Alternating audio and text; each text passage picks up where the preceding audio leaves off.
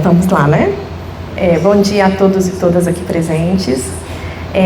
Estou muito feliz de estar com essa plenária com relação à gestão baseada em evidências e os observatórios de políticas públicas para a gente trabalhar essa lógica da transição ecológica. Eu me chamo Aline Fonseca, eu sou lá de Minas Gerais, eu tenho uma startup de base tecnológica que se chama Waste Data.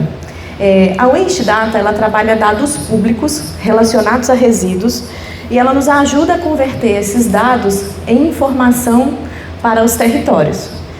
De certa forma, a gente enfrentou algumas barreiras em Minas Gerais para conseguir acesso a esses dados, enfrentamos alguns probleminhas depois, mas isso acabou gerando jurisprudências para a gente hoje ter dados de quase todo o Brasil, dados vinculados a manifestos de transporte de resíduos.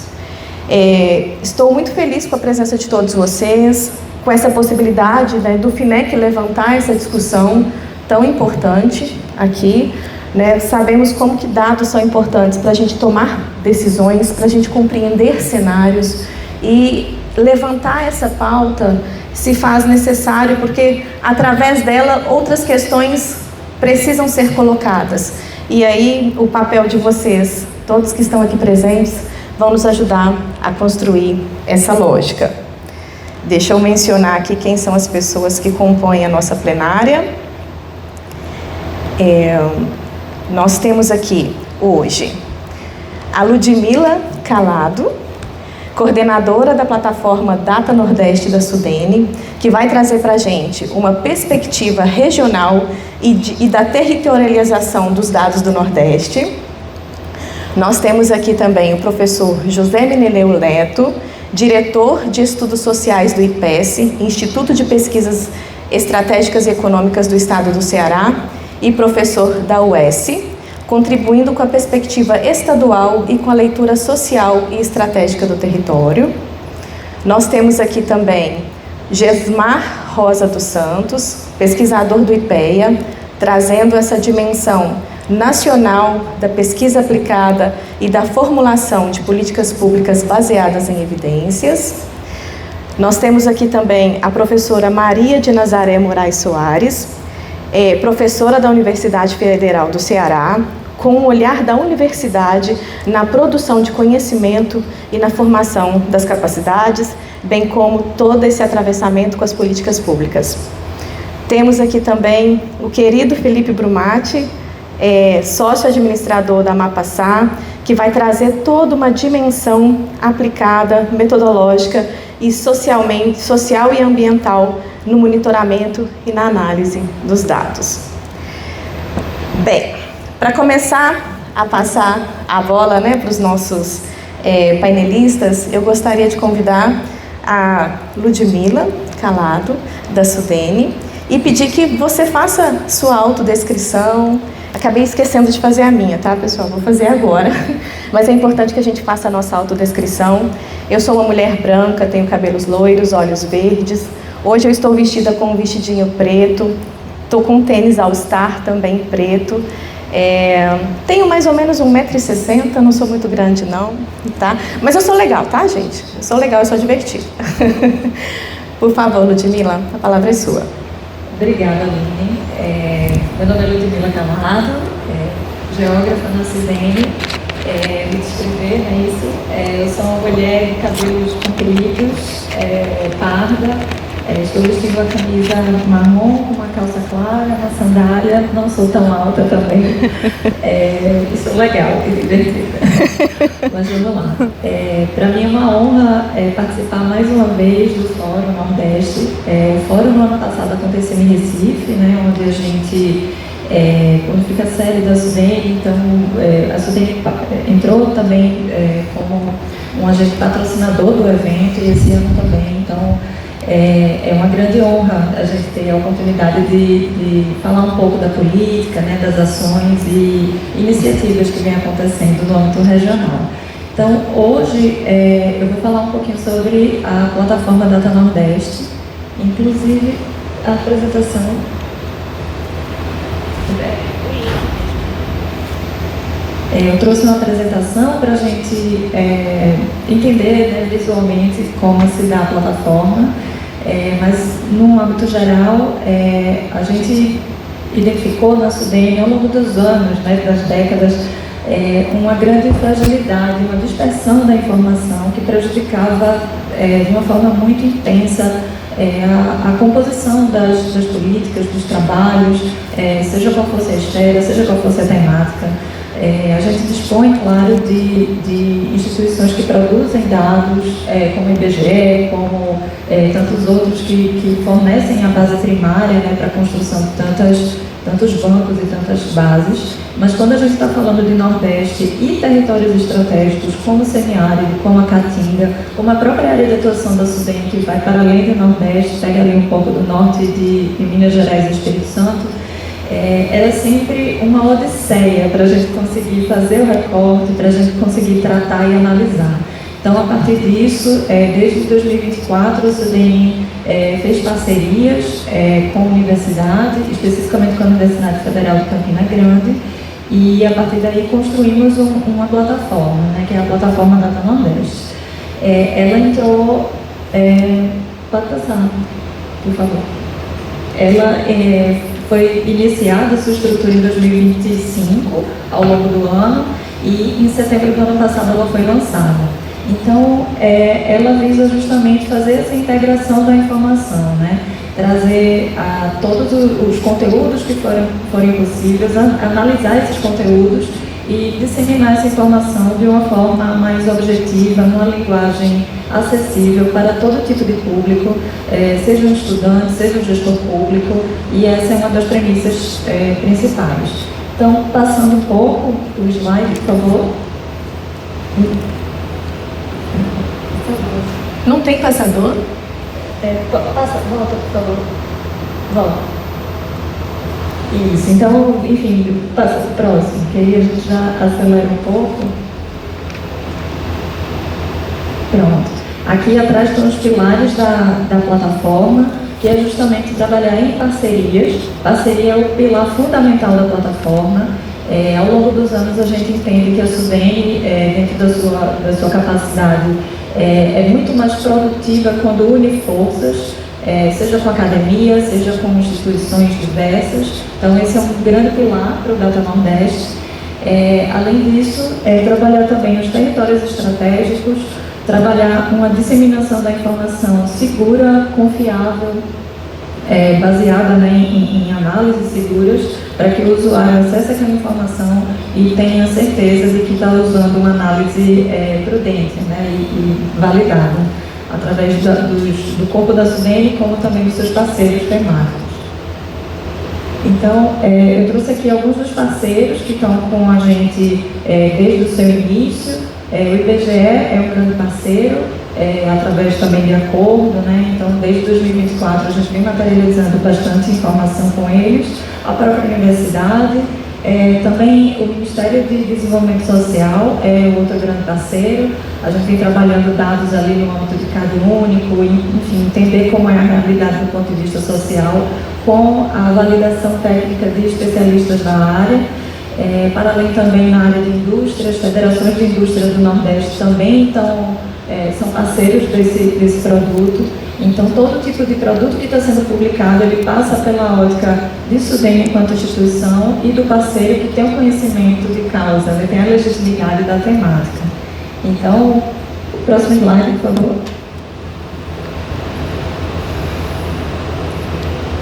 A plataforma ela foi pensada principalmente no ponto de vista do usuário. Então, entendendo que o IBGE tem a sua grande página, né? Assim como todas as grandes instituições públicas possuem suas próprias plataformas, a gente precisa comunicar aquela informação, aquela análise, de forma que todo tipo de usuário consiga captar aquela informação. Então, a gente tem 4 grandes formatos de saída da informação, que é o painel de dados em BI, que são existe também um ambiente já referenciado, existem também os boletins e os data stories. Os data stories é uma narrativa interativa, é um formato inovador que a gente vem apostando junto com a plataforma do ArcGIS, que, enfim, é uma plataforma grande, conhecida na área de geoinformação e também de análise de dados. Então, essas são as 4 grandes saídas de dados, pelo menos dentro do horizonte de agora, né? A tecnologia, né? Os formatos vão evoluindo. Então, é interessante que a gente trabalhe essas informações comunicando e trazendo uma dinâmica interessante de consumo, né? De atração, seja qual for a temática e o público. Então, ao longo de 2025 e até o presente tempo, a gente conseguiu produzir o Hub. Conseguimos trabalhar com 2 soluções de referenciados, reunindo uma infinidade de camadas na área de desenvolvimento regional. Os data stories, ali passando por economia circular, questão de gênero, enfim, uma série de informações, mais de 15 painéis de dados, passeando ali por temáticas diversas, na área da educação, renda, destinação do lixo, saneamento, infraestrutura e boletins também, boletins que vão passeando ali desde o recorte da mulher do Nordeste, como também a desertificação. Então, tudo isso serve de subsídio para a formulação de políticas, né? Um boletim bem estruturado, onde você tem um recorte, por exemplo, dos povos indígenas, entendendo como é que está a atuação dos povos indígenas no Nordeste, no mercado de trabalho, como está a educação, enfim, esses recortes sociais, transitando, né, claro, dentro das suas temáticas, tem tido um retorno muito interessante, né, o retorno na mídia, o retorno também dos agentes que usam. Então, passando para o próximo slide, eu vou passar, na verdade, para o próximo, que tem um vídeo rápido mostrando como é a cara da plataforma hoje. A plataforma é acessível, o link dela é datanordeste.sudene.gov.br. Tem um QR Code, coloca novamente, por favor. O QR Code ficou escondido aqui. Ele ficou do ladinho. Isso. Mas datanordeste.sudene.gov.br, na própria página, assim que acessa, a gente já encontra alguns indicadores chaves que podem ser facilmente recortados por estado ou por Nordeste. Então, rapidamente a gente consegue ver a quantidade de cisternas ou o PIB para Nordeste, para estado. Então, essa é um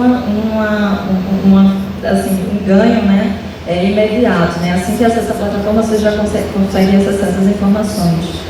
Para além, tem também os outros produtos que estão disponíveis, né, sempre numa linguagem acessível. Temos uma equipe grande, hoje temos cerca de 18 profissionais integrados da Sudene como da academia, de formações diversas, tanto de design para trabalhar justamente a linguagem, a comunicação, uma equipe de economistas e estatísticos também. Então, a gente vem estruturando para passar essa segurança do consumo interno da Sudene, dentro das suas ações de público, como também, né, a formulação e capacitação dos profissionais que ali passam.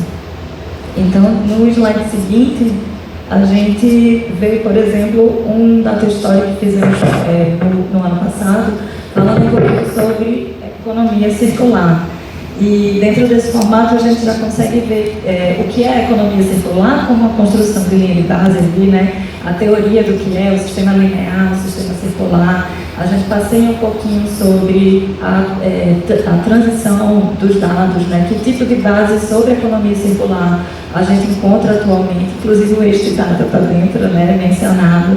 A gente encontra também iniciativas da Sudene que falam com essa temática, que dialogam com essa temática, encontrando no território. Por exemplo, em Pernambuco existe uma iniciativa voltada para a transformação de mariscos em tijolos, né, em artefatos para construção. Então, rapidamente você conecta a iniciativa que está sendo apoiada pela Sudene com o interesse público, né, de navegar sobre o que está acontecendo no território. Então, essas iniciativas, inclusive, que estão aí, fazem parte de um edital promovido pela Sudene, Nova Mulher, que é justamente promover o crescimento de iniciativas lideradas por mulheres.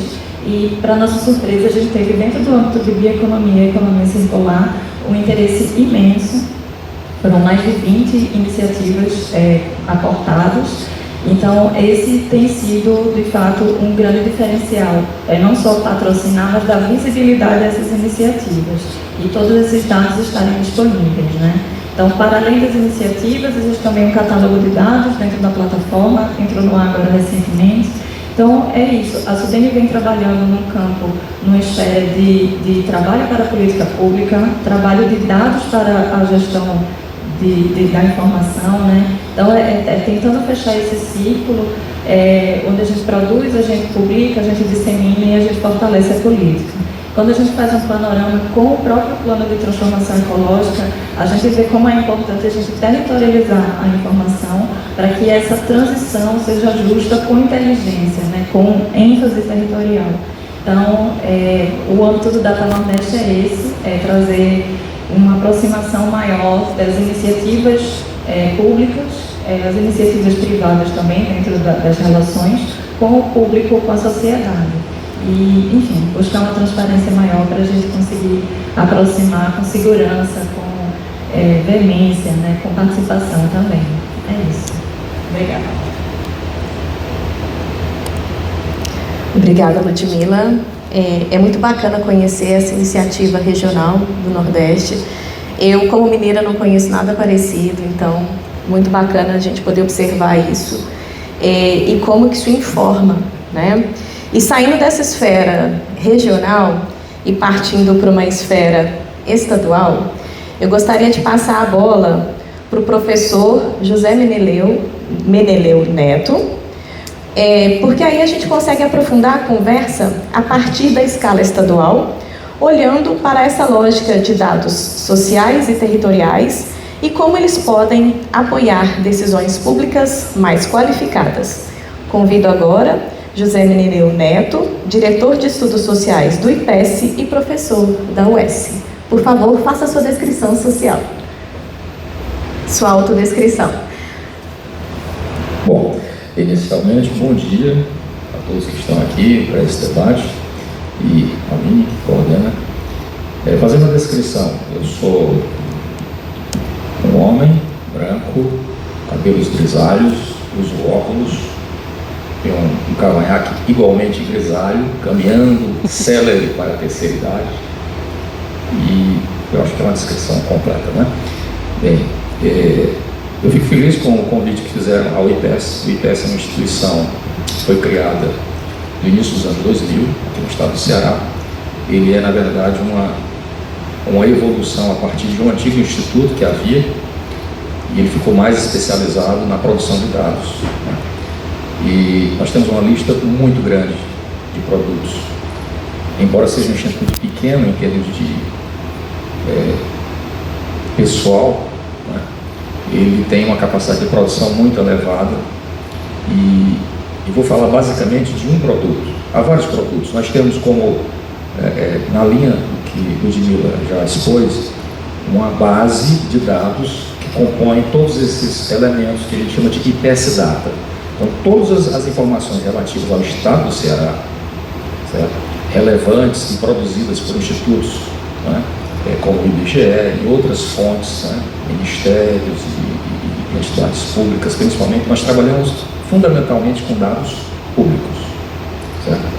E seguindo aquelas recomendações, né, do nosso mestre Januzzi, de como os dados devem ser, né, e os indicadores devem ser construídos, né, com transparência, para que não haja nenhuma dúvida, que todos tenham acesso, continuidade, qualidade do dado, sensibilidade em relação ao tema, enfim.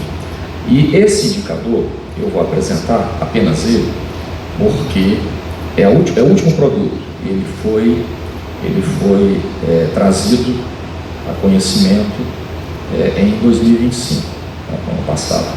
Ele, na verdade, é a transformação de várias outras tentativas de criar o que nós chamamos de conjunto de indicadores de base municipal. E nós sabemos que a discussão sobre a economia circular, ela tem uma base muito forte no local, né? No território que a coisa acontece e, sobretudo, no município.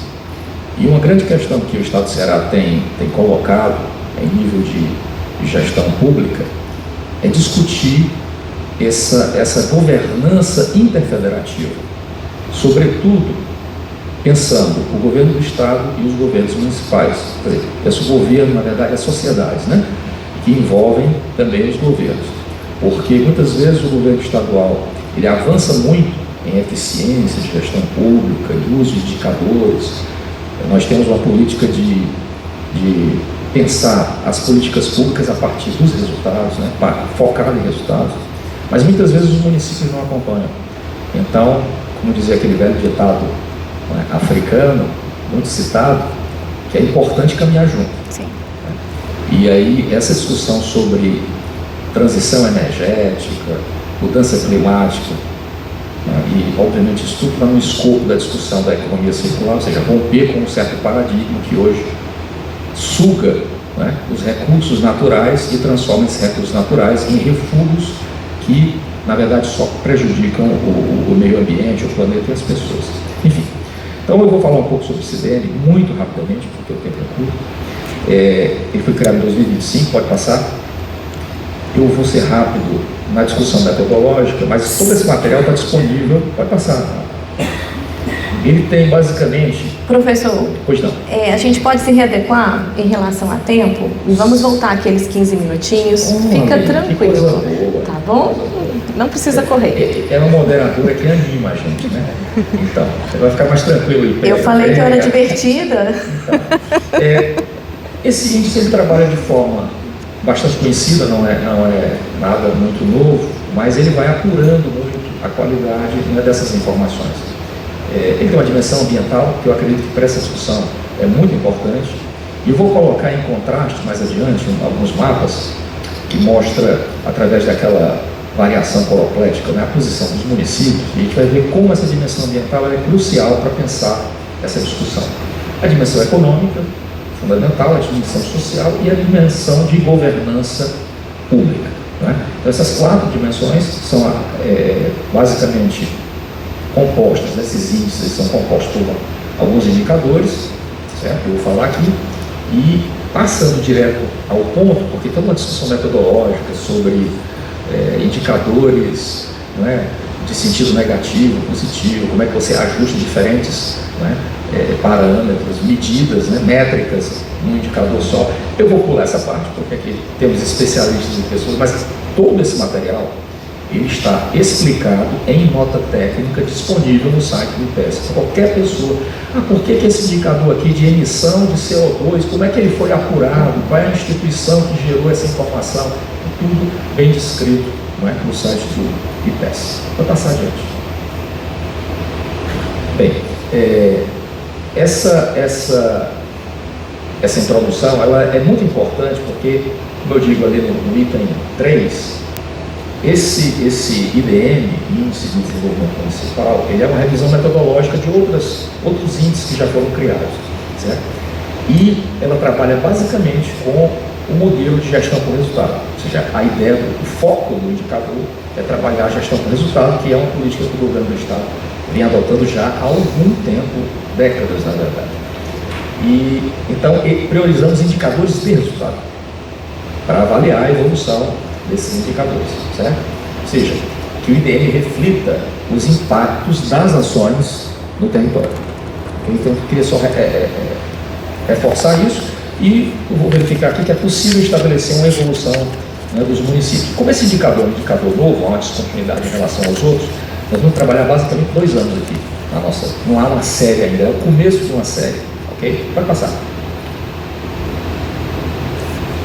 Um pouquinho da metodologia, do que é que deve ser um bom indicador. Eu falei aí do mestre Janus, que nos, né, indica como se construir um bom indicador, está tudo muito bem descrito na metodologia, pode passar. Certo?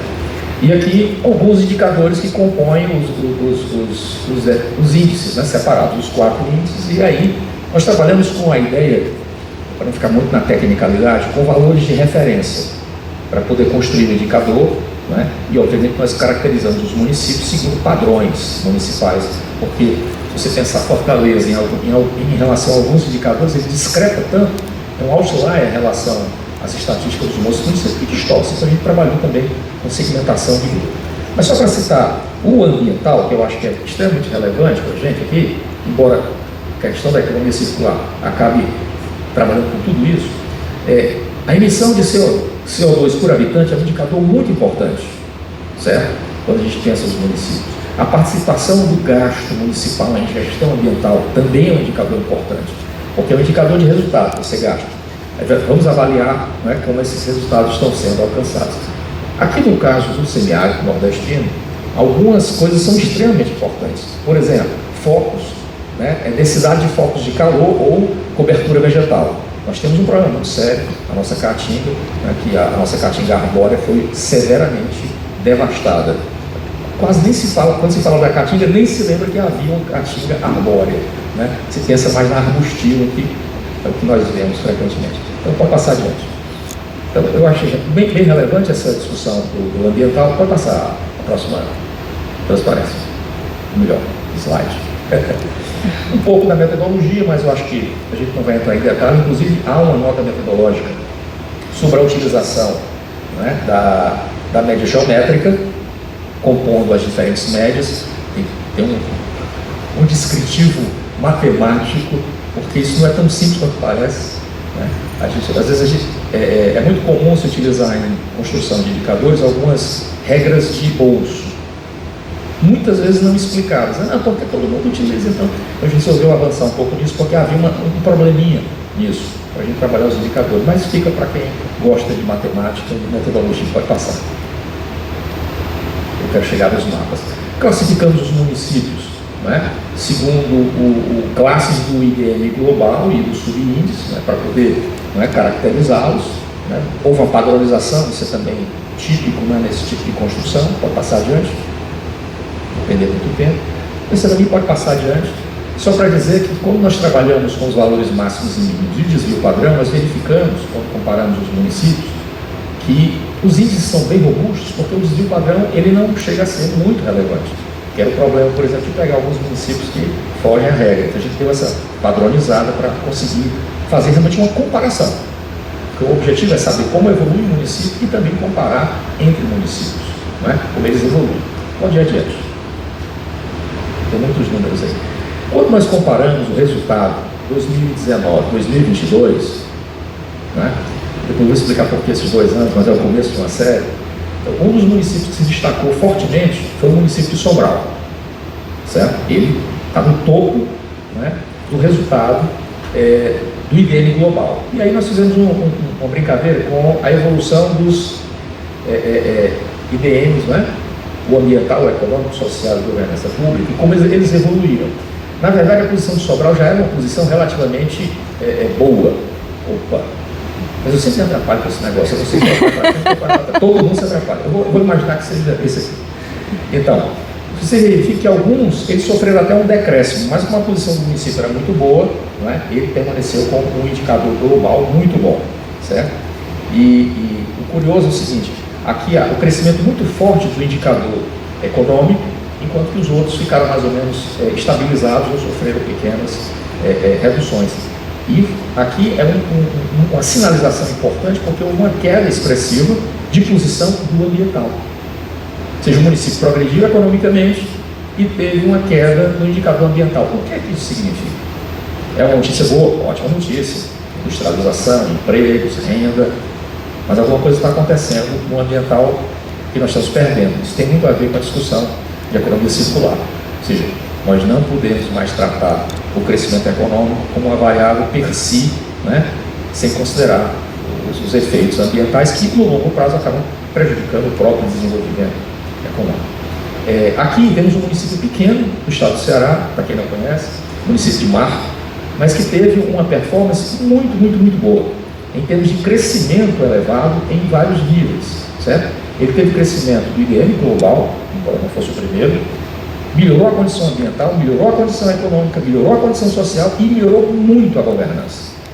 Esse é um case de sucesso, não é? No sentido do que nós estamos discutindo aqui, ok? Então, se apareça aí. Bom, fazendo um contraste do IDM global, vocês verificam o que é que acontecia em 19 e o que é que nós vamos obter em 20. Ali nas classes, né, da legenda, vocês vão verificar que essas cores em vermelho indicam posições, né, mais baixas, né, ruins, digamos assim. E vamos para o azul, esse indicativo é bem intuitivo, é uma posição muito boa. Você vê que Sobral já tinha uma posição muito boa e permaneceu numa posição muito boa. é um município de destaque em muitas coisas no estado do Ceará, inclusive referência para o próprio governo do estado. Mas houve uma melhoria sensível do IDM global, né, quando a gente compara 19 a 22. Isso é uma boa notícia, certo? Agora, quando a gente trabalha a dimensão ambiental, a gente verifica que houve uma melhoria, mas ainda tem muito vermelho nesse mapa. Em termos da evolução, ou seja, a evolução não foi tão boa na dimensão ambiental como poderia ter sido, certo? Aqui a economia. A economia melhorou bastante, a situação, realmente há um investimento muito forte em interiorização e dinamização dos municípios, né? Diversificação da atividade econômica, ou uma melhoria muito boa nesse sentido, mas ainda há regiões, sobretudo ali naquela região dos Inhamuns, na área do Sertão Central, que padecem ainda de um reforço no desenvolvimento econômico. E aqui temos a dimensão social, talvez o melhor resultado para o estado do Ceará. O estado do Ceará talvez seja um case de um estado pobre, com uma infraestrutura econômica que não depende, obviamente, do setor público, exclusivamente depende da própria, né, economia de mercado, a alocação de recursos privados. Ele é um estado pobre com uma infraestrutura relativamente modesta, portanto, sem grande dinamismo econômico, mas que conseguiu na área social, né, resultados muito animadores. E eu só citaria um que é bastante conhecido, que é o caso da educação, né? O IPS, ele ajudou a construir, eu vou fazer um pouco propaganda do Instituto, porque a gente pensa em política baseada também em resultados, ajudou a construir a cota parte do ICMS, que hoje tem sido copiado por muitos estados do Brasil. O que é isso? Os municípios têm direito à cota parte, só que nós condicionamos, digamos assim, um plus na cota parte a partir de resultados na esfera educacional, ambiental, né?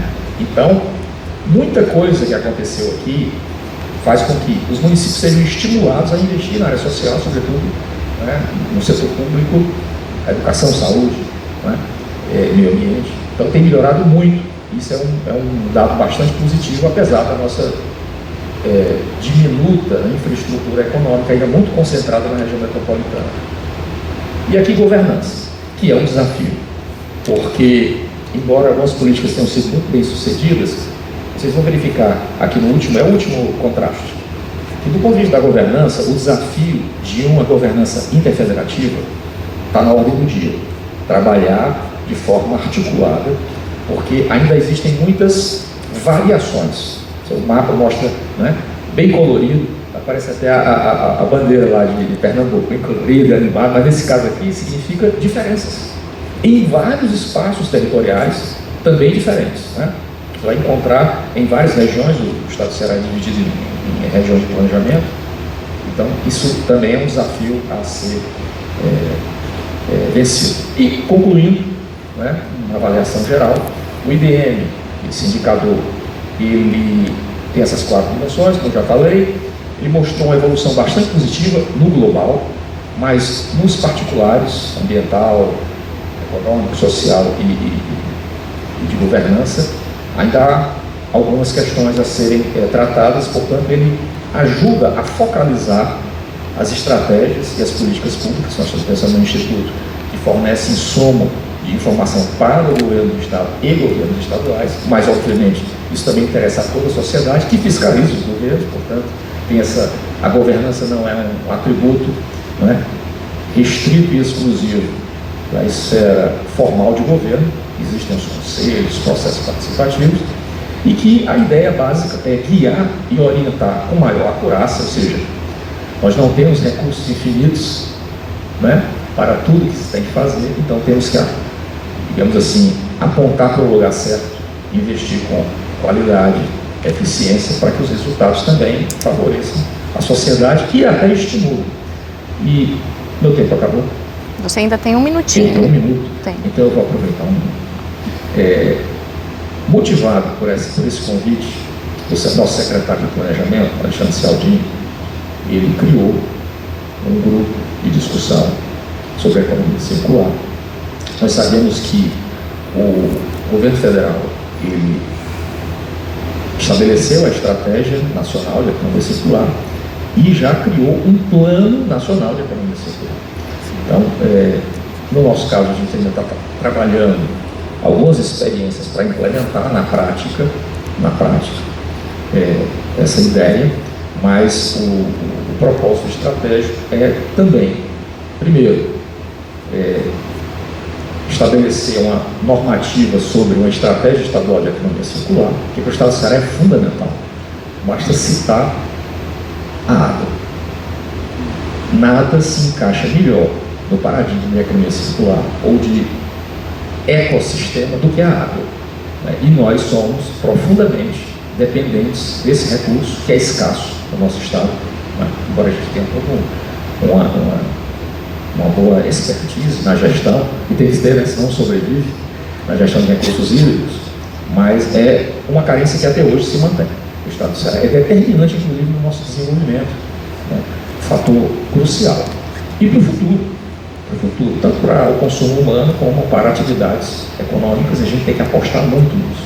Então, há um delineamento, né, de um cronograma a partir da Secretaria de Planejamento do Governo do Estado, de traçar esse plano de estratégia, primeiro, uma estratégia estadual de economia circular e, obviamente, em conjunto com a sociedade civil, as universidades, os sindicatos, enfim, construir, né, a muitas mãos um plano estadual de economia circular, que, obviamente, parte do conhecimento concreto dos nossos problemas, que é muito específico, e que nasce lá no território do município, né, com o lixão, isso é um absurdo que a gente ainda tem, isso é um problema sério, a questão da escassez da água, vem da água, né? E, enfim, toda uma série de indicadores que nós esperamos incrementar ao longo do tempo, mas dar continuidade a esse trabalho, né, de fornecer esses indicadores para que a acurácia das políticas seja cada vez maior. É isso. Obrigado. Obrigada, José. Bem, agora, na sequência, a gente vai ampliar essa lente para a dimensão nacional da pesquisa aplicada e do monitoramento de políticas públicas, e eu convido o Gesmar Rosa dos Santos, do IPEA. Por favor, Gesmar, faça a sua autodescrição e compartilhe conosco todo esse conhecimento. Bom, primeiramente, bom dia a todos e todas, agradecendo pelo convite, agradecendo por estar aqui em Fortaleza, sempre tenho aprendizado aqui. Bom, sou Gesmar Rosa dos Santos, filho de mãe negra, pai branco, avós negros e brancos, então a minha cor, eu sou um homem negro, me identifico como negro, mas a minha cor é preocupada, estou vestindo calça, igualzinho padrão homem, calça jeans azul, camisa azul clara, tirei o óculos agora, aqui para perto eu enxergo melhor sem óculos, cabelos já grisalhos. Bom, para falar um pouquinho aqui sobre o trabalho nosso lá no IPEA, o tema economia circular, primeiramente o Instituto de Pesquisa Econômica Aplicada, né, de 1965, ele nasceu da ânsia do governo na época lá de fazer grandes planos e vamos ocupar, vamos derrubar tudo e vamos crescer, construir pontes e gastar muito dinheiro e tal, na época dos militares, né. Bom, a trajetória do IPEA foi incorporando os temas modernos. Então, para resumir, na atualidade temos a presidente mulher, negra, né? Então acho que foi uma conquista muito grande para as mulheres, para as minorias como um todo. A pauta do IPEA, ela é muito ampla. Então, para resumir, eu trabalho em uma das 6 diretorias, que é diretoria. O IPEA é pequeno, mas a pauta é ampla, está em Brasília, é um modelo talvez diferente no mundo, tem só um instituto ligado à pesquisa econômica aplicada. Se você pegar os Estados Unidos, por exemplo, tem um parecido em cada um dos grandes ministérios. Então tem na agricultura, ou de departamento que eles chamam lá. Então a pauta é ampla. Eu trabalho na diretoria de estudos regionais e urbanos ambientais, a DIRU, e especificamente na área atualmente de meio ambiente, mas já passei pela diretoria de estudos setoriais. Trabalhei com energia, agricultura e agora estou com saneamento, água e meio ambiente. Vou falar aqui hoje um pouquinho de uma das pesquisas que a gente está desenvolvendo, que chama Projeto Monitor do Saneamento, que a gente começou com água e esgotamento sanitário, sempre com o olhar de pé. É o seguinte, o que cabe ao governo federal e às suas políticas na parte de regulação, financiamento e gestão e governança. Então, assim, a gente produz evidências a partir dessas, vamos dizer, diretrizes ou linhas de pesquisa lá. E o monitor de saneamento, ele se preocupa com isso, né? Então, não vai muito a questões técnicas, como eu sei aqui no Ceará, por exemplo, para resolver a crise hídrica no Ceará. Então, junta um monte de associações, um monte de engenheiros e cientistas sociais, etc., e várias instituições estruturadas, e vão enfrentar o desafio técnico, que obviamente o técnico pode incorporar várias dimensões políticas e de mobilização social e etc. Então, o IPEA tem mais foco nas questões de gestão, governança, preocupando com financiamento e legislação. Como diz o nome da minha diretoria, a lupa ela tem que chegar aos municípios, né? Então, essa é a compreensão. Então, o regional, o ambiental e o urbano tem que chegar aos municípios. No monitor de saneamento, quando a gente chegou em resíduos sólidos, a gente começou a estudar um pouquinho resíduos sólidos e economia circular no Brasil, qual o tamanho do nosso atraso. Essa pergunta era inicial. Pode passar, por favor, aqui. Eu estou aqui. Deixa eu só acertar aqui como diz você. Só lembrando, por que a gente está em resíduos sólidos? Porque o monitor do saneamento ele tem um foco antes do esgotamento sanitário e abastecimento de água, depois para resíduos sólidos. Então, a produção maior de resíduos sólidos é no meio urbano. A economia circular ela tem que gerar em função de resíduos, ou do que seria rejeitos para alguns, reciclável para outros, reaproveitável, etc., que esse ciclo lá.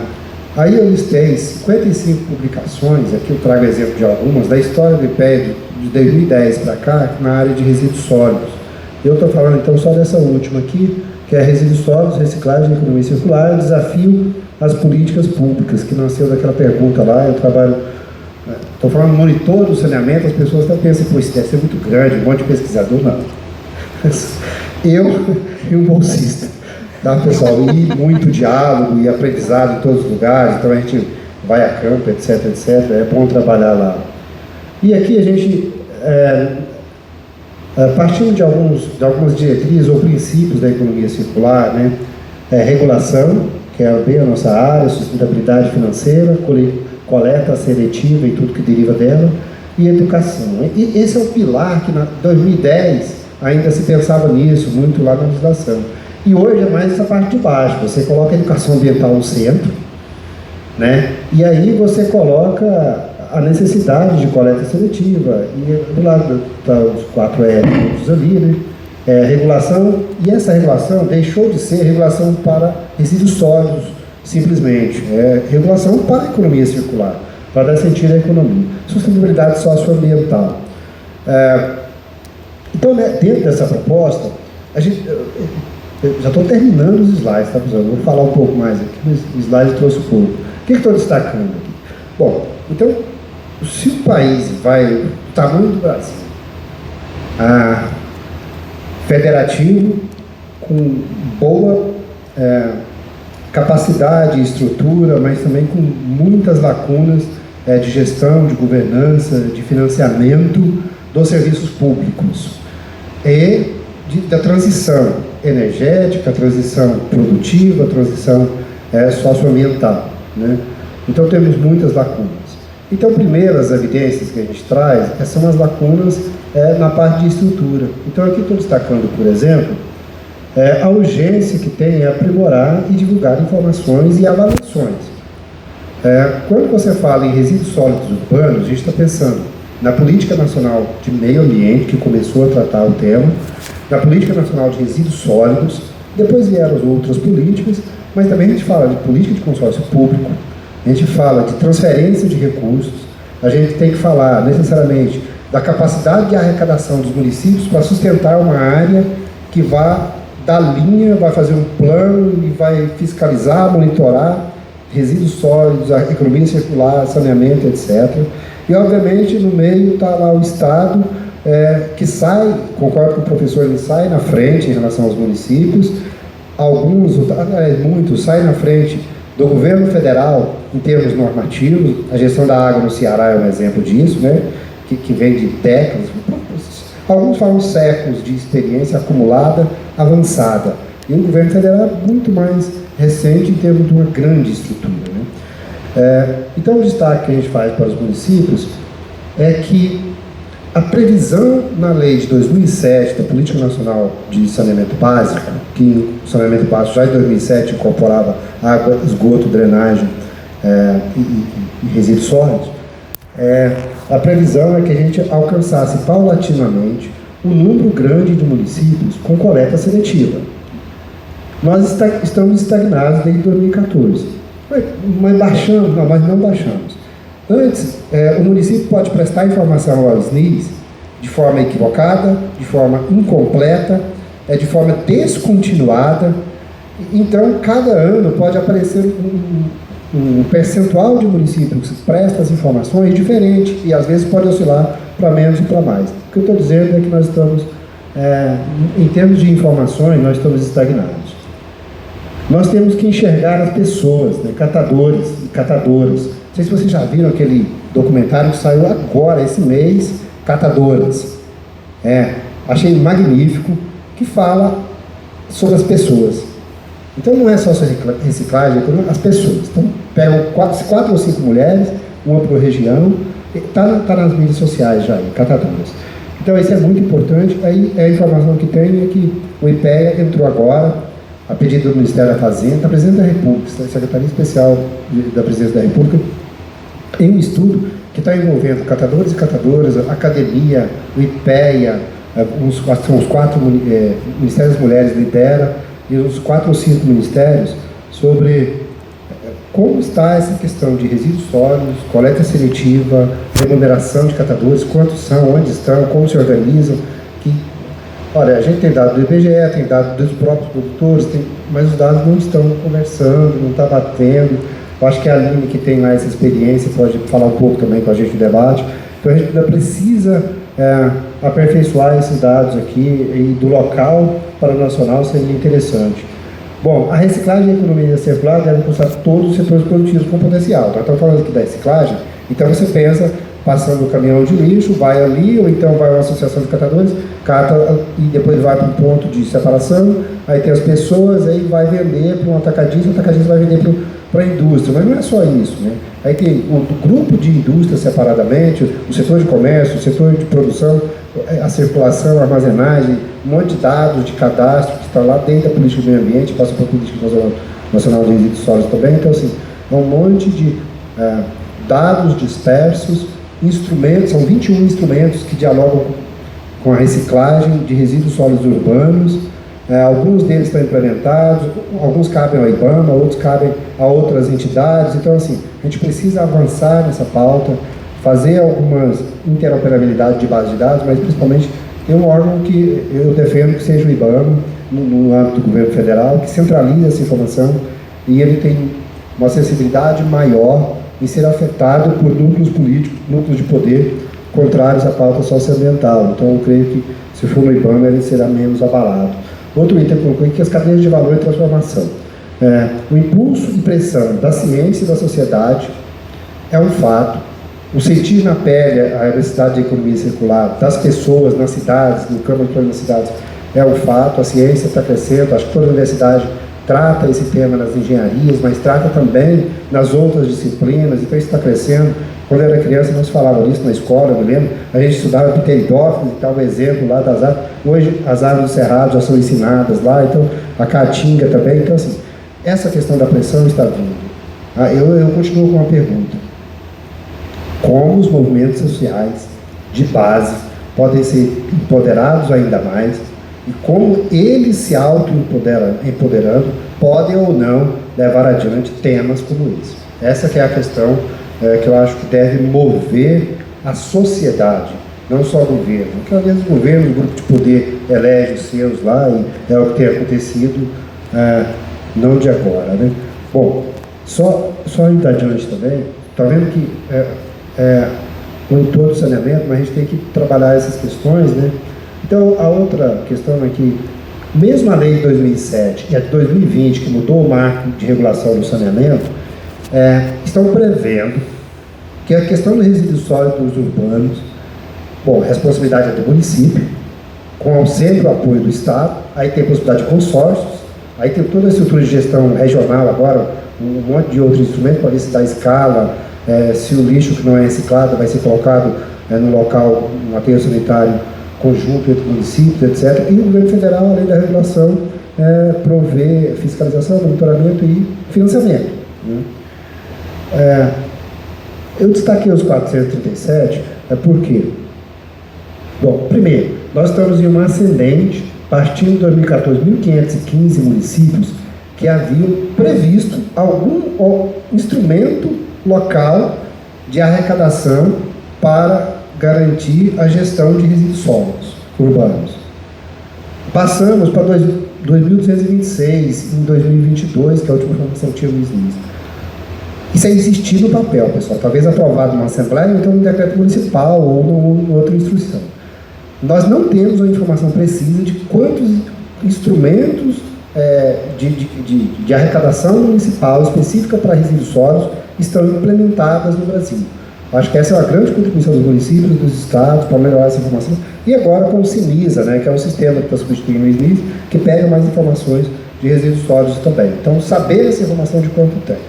Bom, por que estou dizendo isso? Bom, se é uma responsabilidade do município, ele faz isso via tributos municipais, que são pequenos. Aí nós fomos lá verificar cada município, nos dados do Tesouro, como está o índice, a capacidade de tomar recurso com garantia de financiamento público, para que, se ele for fazer alguma coisa, ele vai ter como emprestar, porque o governo está falando que não tem dinheiro, é difícil transferência.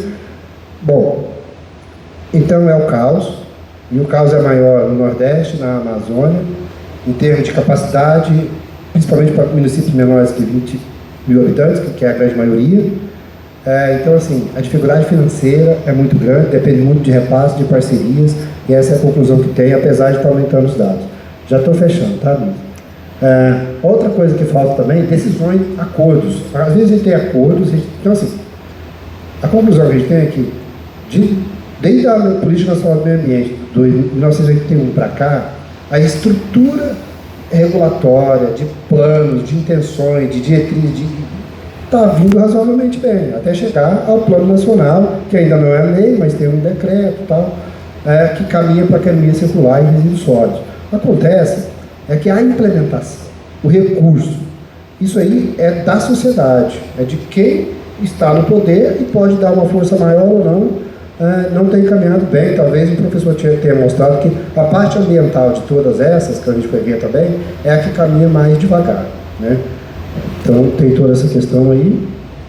Bom, aqui só exemplos de como são os instrumentos que estão colocados, e aí alguns itens também que a gente listou lá naquele paper que eu mostrei, não vou alongar muito aqui, e acho que acabou o tempo. Vou agradecer aqui mais uma vez o convite, ficamos com o debate. Obrigado. Muito obrigada, Gismar. Pessoal, como é importante essa conversa aqui, porque como a gente se soma, né? Eu falo isso com muita humildade, porque eu respeito muito as instituições que estão aqui falando, né? A SUDENE, o IPES, agora o IPEA. Eu estou estudando dados públicos recentes. Isso é uma história muito recente, tem menos de 3 anos, né? E eu vejo como muito necessário que a gente, inclusive, busque explorar essa conexão para além daqui, porque eu sinto que a gente se soma muito em termos de objetivo e em termos de pontos que talvez é como se cada um tivesse num quadradinho e a gente está desarticulado. Eu tenho essa sensação. E agora, né, eu vou passar a bola.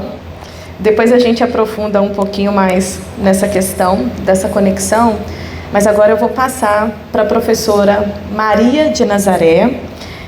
Depois dessas escalas regionais, estaduais e nacional, é muito importante também trazer o olhar da universidade, da produção de conhecimento e da formação de capacidades. Eu convido agora a professora Maria de Nazaré Moraes Soares, da UFC. Por favor, faça sua autodescrição e nos prestigie com o seu conhecimento.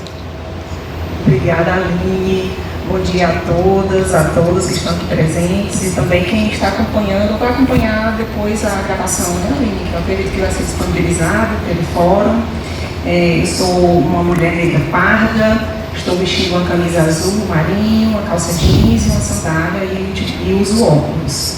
Muito bem, eu sou professora da Universidade Federal, atuo no programa de avaliação de políticas públicas, também sou professora do PRODEMA, que é um programa também de meio ambiente, né, desenvolvimento do meio ambiente, muito conhecido. Quero saudar a mesa, né, me alinha muito com o que a Aline fala, né, nós estamos muito separados, a gente tem que conversar, sentar e conversar mais. Eu me sinto muito honrada de estar aqui nesse teatro, porque o Teatro São José ele é um lugar muito histórico para nós, muito importante, nós cearenses. Há 145 anos atrás, os jangadeiros se reuniram aqui nessa pracinha para conversar e articular a greve dos jangadeiros. Inclusive, ontem na abertura, a FDEC fez a divulgação, né, do filme e do documentário que fala da rebelião dos jangadeiros. Então, eu me sinto na obrigação de pontuar isso aqui para nós. Né? Então, que os nossos ancestrais aí nos abençoem nesse momento, né, de discutir economia circular. E eu sempre quero falar economia popular, gente, porque eu sou da economia popular e solidária, então eu sempre, para mim, a economia popular e solidária tem tanto a ensinar a economia circular, que aí eu sinto falta das pessoas aqui, né, que constroem esse movimento. Mas, falando pela universidade, o que a gente tem tido, esse painel é um painel sobre evidências, um plenário sobre evidências, né? A gente tem discutido muito o que a gente define como evidências, viu? Acho que a gente vive esse momento de repensar o que a gente tem como evidência, o que a gente quer como evidência para apoiar a tomada de decisão na gestão pública. E lá no mestrado profissional em avaliação de políticas públicas, que é um mestrado que existe há mais de 25 anos na Universidade Federal do Ceará, inclusive é uma referência nacional no campo de contra-hegemonia da avaliação de política pública, a gente tem essa evidência construída não somente a partir da transversalidade, das fotografias que se faz na avaliação de política pública ex ante, ex post, no controle e no monitoramento, mas a gente também entende que é importante a gente pensar as evidências a partir de uma longitudinalidade, a partir de uma história da política pública, né, de como é que a política pública vai acontecer, e especialmente a partir da experiência da política pública, a partir dos sujeitos dessa política, que são afetados pela política, né? Então, a gente não abandona, evidentemente, as metodologias e epistemologias muito assentadas na avaliação de políticas públicas, que geram evidências importantíssimas, né? O PES é um exemplo, o IPE é um exemplo, a SUDENE é um exemplo de instituições que estão muito preocupadas em gerar evidências nesse mundo da ciência de dados, né? Cada vez mais esse século vai ser o século da ciência de dados, né? A gente está vendo isso acontecer, como é que a gente vai caminhar com isso, né? Como é que a gente vai fazer a governança de dados a partir disso? Então, a gente se preocupa muito, além de pensar as avaliações de impacto, que geram evidências mais pontuais e mais pragmáticas, a gente pensar também em outros tipos de evidências que vão ser assentadas em outro ethos, um ethos mais reflexivo, um ethos que esteja assentado, por exemplo, no debate sobre a equidade de gênero, sobre igualdade racial, sobre igualdade territorial, sobre os diversos conflitos que vão envolver, e isso envolve a gente pensar, por exemplo, as escolhas de variáveis. A gente se preocupa muito na construção dos instrumentos de coleta, né? Como é que esses instrumentos de coleta estão sendo desenvolvidos, né? Porque quando a gente vai a campo numa perspectiva não apenas do dado empírico e pragmático em si, mas uma perspectiva de que a gente possa triangular esses dados em um segundo momento, no momento da análise, da reflexão desses dados, que a gente possa obter deles não somente o retrato pragmático da política, né? Que gera evidência mais do dashboard, né? Que vai para o dashboard, mas uma avaliação que permita a gente pensar no longo prazo a política pública, inclusive, e escutando esses sujeitos. Então, é claro que a gente vai triangular essas metodologias com teorias e epistemologias que se adequem ao objetivo dessa política pública. É um ethos diferente, é um ethos mais experiencial da política pública, envolve métodos de pesquisa qualitativo e quantitativo, mas com uma perspectiva não linear. A gente questiona muito o paradigma positivista de avaliação e de geração de evidências, que não vai se preocupar com variáveis que são contextualizadas, né? A fala do professor Meneghello traz muito, né? A importância da contextualização dessas evidências para a gente conseguir realmente pensar políticas públicas que tragam, de fato, a efetividade, que tanto se fala, né? Eficiência, eficácia e efetividade, que esse tripé ele seja entendido dentro do nosso contexto. E aí, Essa perspectiva é uma perspectiva que a gente chama de avaliação em profundidade, é uma perspectiva que foi pensada no âmbito do nosso mestrado, pela professora Léa Rodrigues, pelo professor Alcides Bussi. Nós temos professores que têm trajetórias importantíssimas na avaliação de políticas públicas no Brasil, como a professora Alba Carvalho, o professor Américo. É um corpo docente que se preocupa muito com a trajetória de avaliação no estado do Ceará, no Brasil e na América Latina.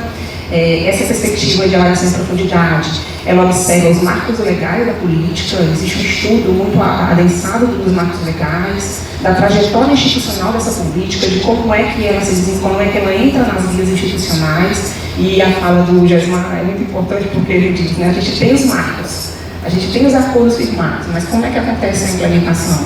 E a implementação tem uma agência muito grande no que a política vai oferecer ou não vai, né? Então, a gente observa não apenas os marcos, a gente observa essas vias institucionais de como a política pública se desenvolveu. A gente está com o marco recentemente publicado em 2024 do Sistema Nacional de Economia Circular. Então, como é que falar um marco legal, mas como isso vai se implementar de fato, né? É preciso recursos, é preciso pessoas, é preciso uma rede, uma cadeia de valor que consiga implementar isso. Para além desse estudo da trajetória institucional, a gente estuda também o contexto da política, né? Em que momento essa política está sendo pensada, momento político, momento social, entender quem é que está promovendo essa política. A gente sabe que a gente vive um movimento mundial muito estranho, de ao mesmo tempo existem forças que estão querendo a preservação do meio ambiente, mas ao mesmo tempo a gente tem forças que negam a crise climática. Então isso exige um posicionamento político sobre o que a gente vai entender como evidência para pensar a política pública, para pensar a economia circular. Não é? Então a gente estuda o contexto, né, quem é que está promovendo politicamente essa política e avançando nela. E para além disso, a gente também trabalha na dimensão da territorialidade e da temporalidade da política, né? Como aconteceram as idas e vindas, os altos e baixos da política, né? A gente tem políticas aí que foram destruídas em determinados momentos. A política de mulheres, por exemplo, foi um exemplo, né? Que foi deixada praticamente só as paredes. A gente teve apagão de dados. Eu vou dar um exemplo da economia popular e solidária, que a partir do golpe da presidente Dilma, rapidamente a Senais, que é uma secretaria importantíssima, que fez um trabalho pioneiro na América Latina de mapear os empreendimentos da economia popular e solidária no Brasil, os dados foram apagados. Não existiam mais dados. Então, o pessoal que está na Senais hoje, que foi reconstruída, eles estão fazendo um trabalho de resgate desses dados a partir de vários atores no Brasil. Então, veja que a governança dos dados, a gestão dos dados, ela tem que ser entendida como algo de soberania mesmo, né, de autonomia do nosso país. Então, a gente está falando de coisas muito importantes aqui.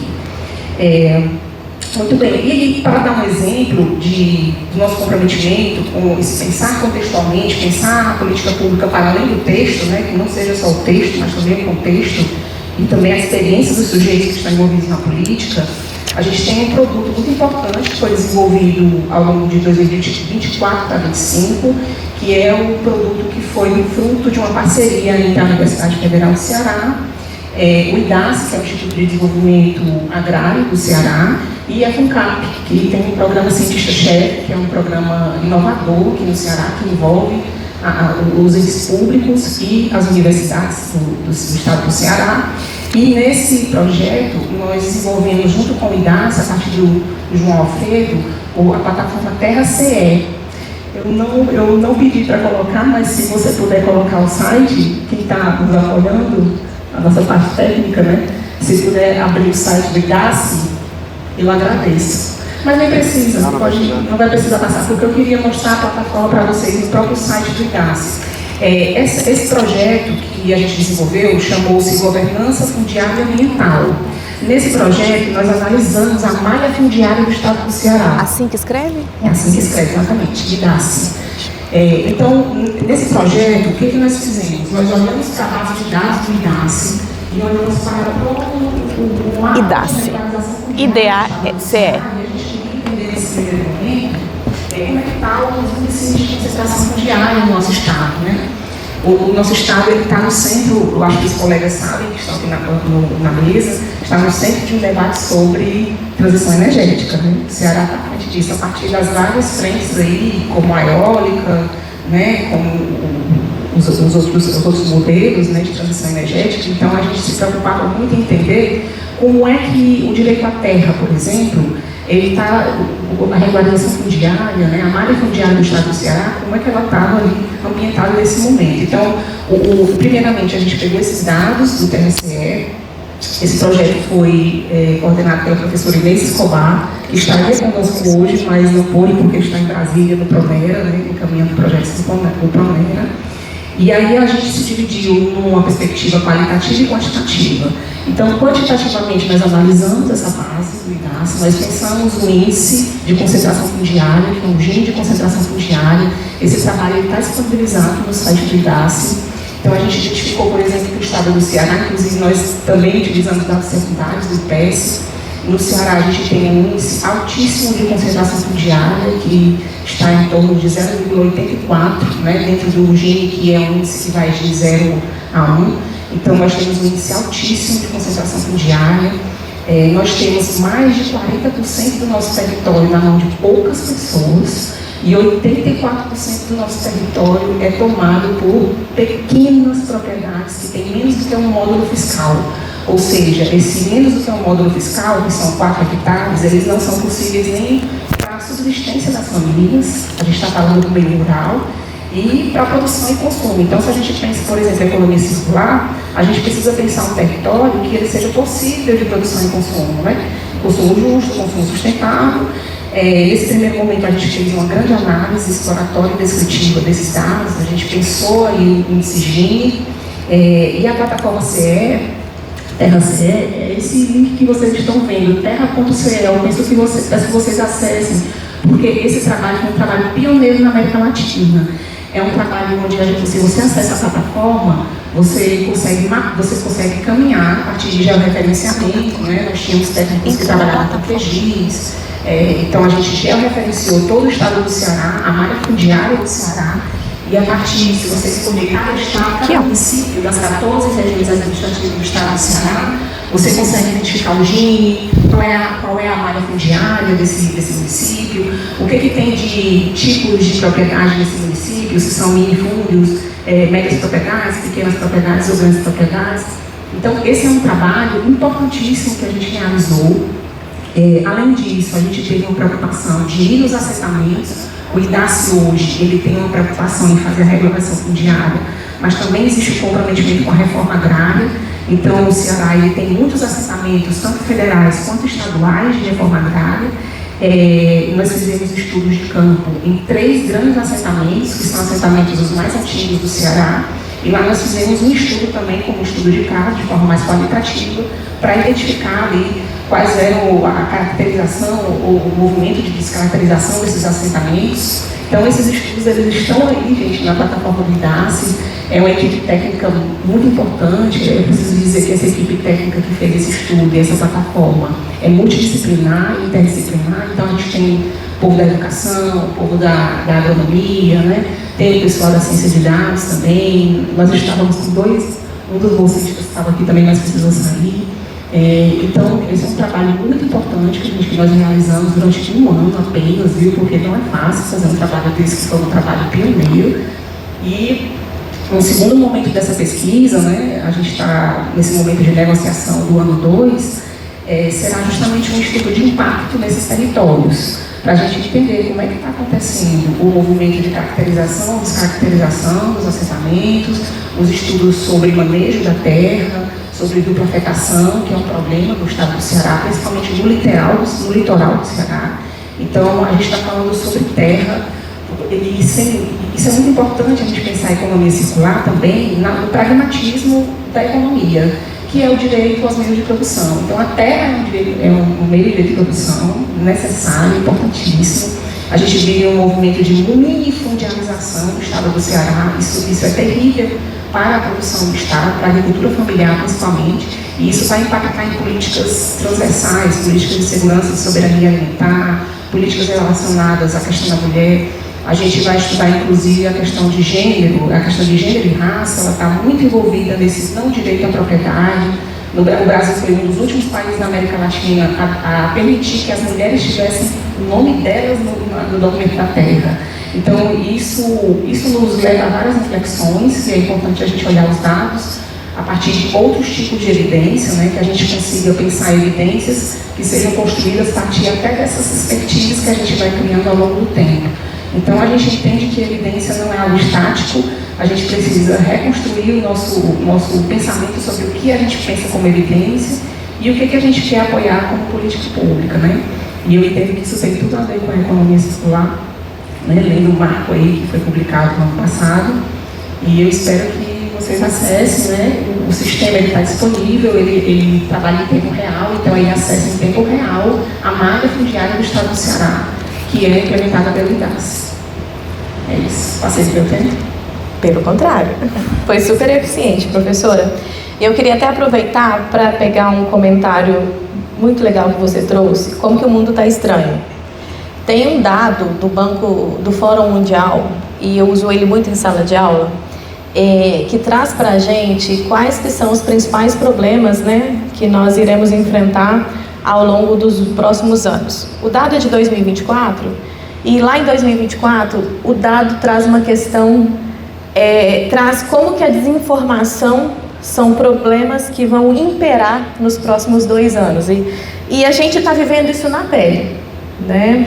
A senhora mencionou muito bem essa questão dessa polarização, essa questão crítica que está acontecendo, porque eu vejo, a gente vivencia tantos problemas de agravamento, né, dos contextos climáticos, e ao mesmo tempo a gente vê pautas e políticas públicas sendo votadas para enfraquecer questões tão importantes como a questão da gestão ambiental, né, do licenciamento ambiental.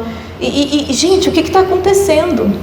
Como que a gente vai... As evidências não são suficientes. Não são. Da ciência, né? E não são só dados, né? Porque as evidências estão aí, né? Caóticas, caindo sobre toda a sociedade, né? E é importante a gente entender dado como um patrimônio da sociedade, né? Porque o dado, ele é uma ferramenta que vai nos ajudar a trazer clareza para todo esse contexto complexo que nós vivemos, né? E eu percebo que tem muitas pontas soltas, né? E aí esse dado do Fórum Mundial, ele se torna mais caótico para os próximos 10 anos. A desinformação, eu acredito que ela vai começar a ser trabalhada e ela vai ser diminuída. Mas aí teria que fazer uma leitura mais profunda do dado para entender se é os problemas ambientais que ganham mais força e acabam enfraquecendo a questão da desinformação. Mas nos próximos 10 anos, nós vamos viver um agravamento muito severo das questões climáticas, né? Perda da biodiversidade, a poluição, todas essas questões que envolvem, né, a economia circular. Então, assim, aí eu volto a endossar como que é importante realmente essa conversa, para que a gente no próximo fórum, né, em Alagoas, a gente possa trazer novamente essa temática para mobilizar cada vez mais pessoas, para que essas pessoas também se habilitem, né, busquem se capacitar, e aí é um importante papel da universidade também, para que a gente entenda isso também como uma possibilidade de trazer cientistas de dados para atuar sobre essa situação, porque o desenvolvimento sustentável vai nos trazer muitos desafios. E a gente tem que ser rápido, né? Isso, posso só completar? Claro. Cientistas de dados implicados com a transformação social, né? Exato. Porque os dados podem mentir, né, gente? A gente sabe. Exato. Que nós trabalhamos com pesquisa quantitativa, diferencial e sensitiva. A gente sabe que as escolhas podem ser feitas para maquiar os dados, né? A gente tem o exemplo dos mercados de carbono, né? Sim. Existem vários projetos de mercado do carbono que viram um fetiche, um boom na Amazônia Legal, e isso, os estudos das universidades públicas têm demonstrado que esses projetos de resgate de carbono, de captura de carbono, de compensação de carbono, que são financiados por grandes multinacionais, na verdade geram impactos terríveis para o meio ambiente e para os territórios. Então, veja que a ciência precisa ser utilizada como mecanismo de transformação social aplicada, né? Então, cientistas de dados que estejam conformados em uma transformação. Exatamente, porque é uma questão muito mercadológica, né? É mais uma... Eu percebo, eu estou no mercado privado, mas eu percebo que existe mais uma preocupação em se apropriar dessa oportunidade como algo que traz recursos financeiros para interesses próprios, do que para o desenvolvimento de toda uma sociedade. E é essa leitura que a gente precisa mudar. Muito bacana e muito rico, né? Vamos lá, deixa eu só pegar aqui. Agora eu vou passar a bola para o Felipe Brumati. Saindo dessa formulação, né, e avançando para a aplicação prática e socioambiental, convido o Felipe Brumati a compartilhar conosco seus conhecimentos. Felipe Brumati é da Mapassá. Vou pedir para você fazer sua autodescrição e também apresentar um pouquinho mais você e a sua empresa. Obrigado, Aline. Obrigado aqui a participação dos meus colegas na mesa. Obrigado, plateia. Eu sou Felipe Brumati de Souza, me autodescrevendo. Eu sou branco, careca, sem barba e vestido igual aos outros colegas aqui. Calça jeans, camisa azul. Eu vou passar uma apresentaçãozinha aqui para vocês. A Mapa SA, uma empresa de consultoria socioambiental, certo? A gente tem 7, 8 anos de existência, mas o meu histórico vem desde 2008, antes mesmo da Política Nacional de Resíduos Sólidos, lidando principalmente com, naquela época, chamada inclusão dos catadores. Então, eu saí muito a campo lá atrás, em 2008, começando a conhecer as organizações de catadores, mapeando elas no estado onde eu tinha essa demanda, que era o estado do Paraná. E atualmente a empresa ela vem se fortalecendo tanto num PMO de gestão de projetos, trabalhamos bastante com governança e nesse auxílio à construção da política pública voltada à logística reversa de embalagens em especial, e também com a parte de sistemas personalizados e essa parte dos dados que me trouxe aqui, nesse convite que eu mais uma vez agradeço. E eu vim trazer um pouquinho de informações aqui sobre a logística reversa, né? Então eu já vou até mudar aqui o nosso foco da apresentação, já aproveitando e mostrar alguns dados e ferramentas também que nós desenvolvemos. Tá? Essa daqui é uma ideia para trazermos para dimensionamento dessa demanda que existe de coleta seletiva, de logística reversa de embalagens em geral. Então, em levantamentos que a gente vem realizando já há algum tempo, esses aqui são dados já um pouco defasados, tá? Essa ferramenta está em atualização para esse mês ou o próximo, a gente já está um pouco mais atualizado.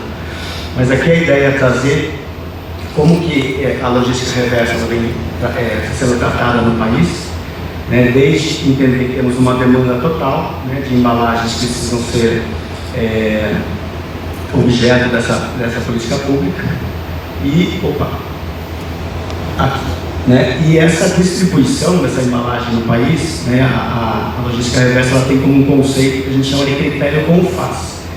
Então, o critério CONFAS seria entendermos qual que é a representatividade de cada estado na arrecadação do ICMS. Então, a gente calcula o ICMS arrecadado no país inteiro e cada estado tem a sua participação, a sua fração. Né?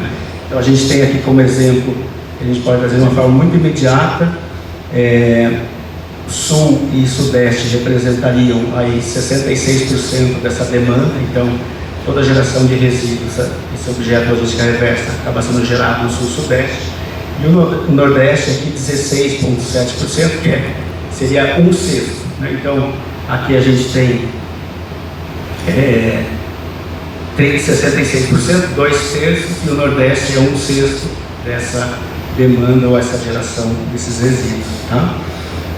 Se a gente desce um pouquinho mais aqui, a gente consegue ver cada um dos estados como que é essa participação. Então o estado de São Paulo, por questões tanto econômicas e populacionais, aqui tem uma representatividade de 29%, seguido por Minas, né, 10%, e tendo aqui o Nordeste, né, dividido. Eu vou focar o nosso ponto de vista aqui, para a gente não se perder nos nossos 9 estados, né? Então a gente tem aqui uma realidade onde o estado da Bahia seria o estado que teria essa maior demanda, seguido pelo Pernambuco e depois aqui onde estamos, que é Ceará, certo? Essa é a demanda, então esse é o que existe de potencial de geração de resíduos, e como alguns colegas já trouxeram aqui, dentro da gestão de resíduos sólidos urbanos, para a fração seca, a gente tem a figura importante da prefeitura com coleta seletiva, das organizações que geram essa capacidade operacional instalada, que seria essa capacidade de transformar resíduo em recursos, né? Então a mágica que a organização de catador faz é transformar resíduo em recursos, né? Então se a gente enxerga isso enquanto capacidade, a gente já tem uma outra realidade. Então vou trazer uma realidade nacional para vocês, né?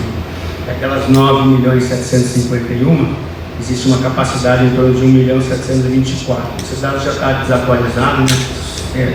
A ordem de grandeza é um pouquinho acima, mas não muito acima, tá?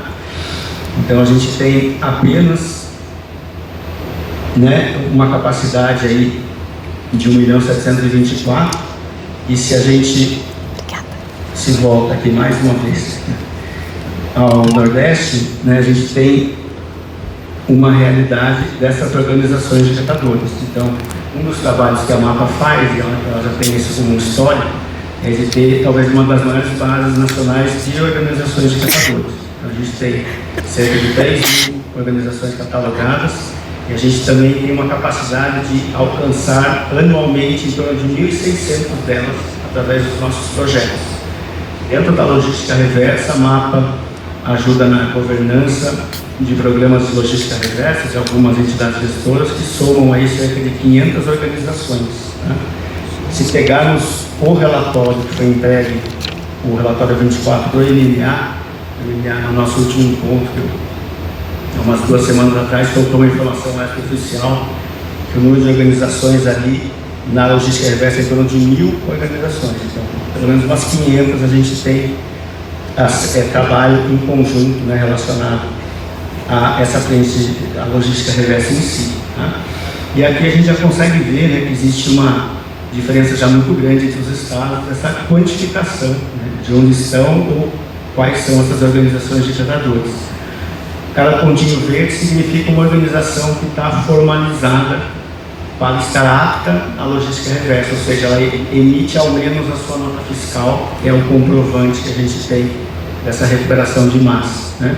E os pontos em cinza são organizações ainda fragilizadas, que estão numa situação de informalidade, ou seja, precisa feito trabalhos anteriores para que a gente tenha ali, né, a possibilidade de incluí-las na logística reversa.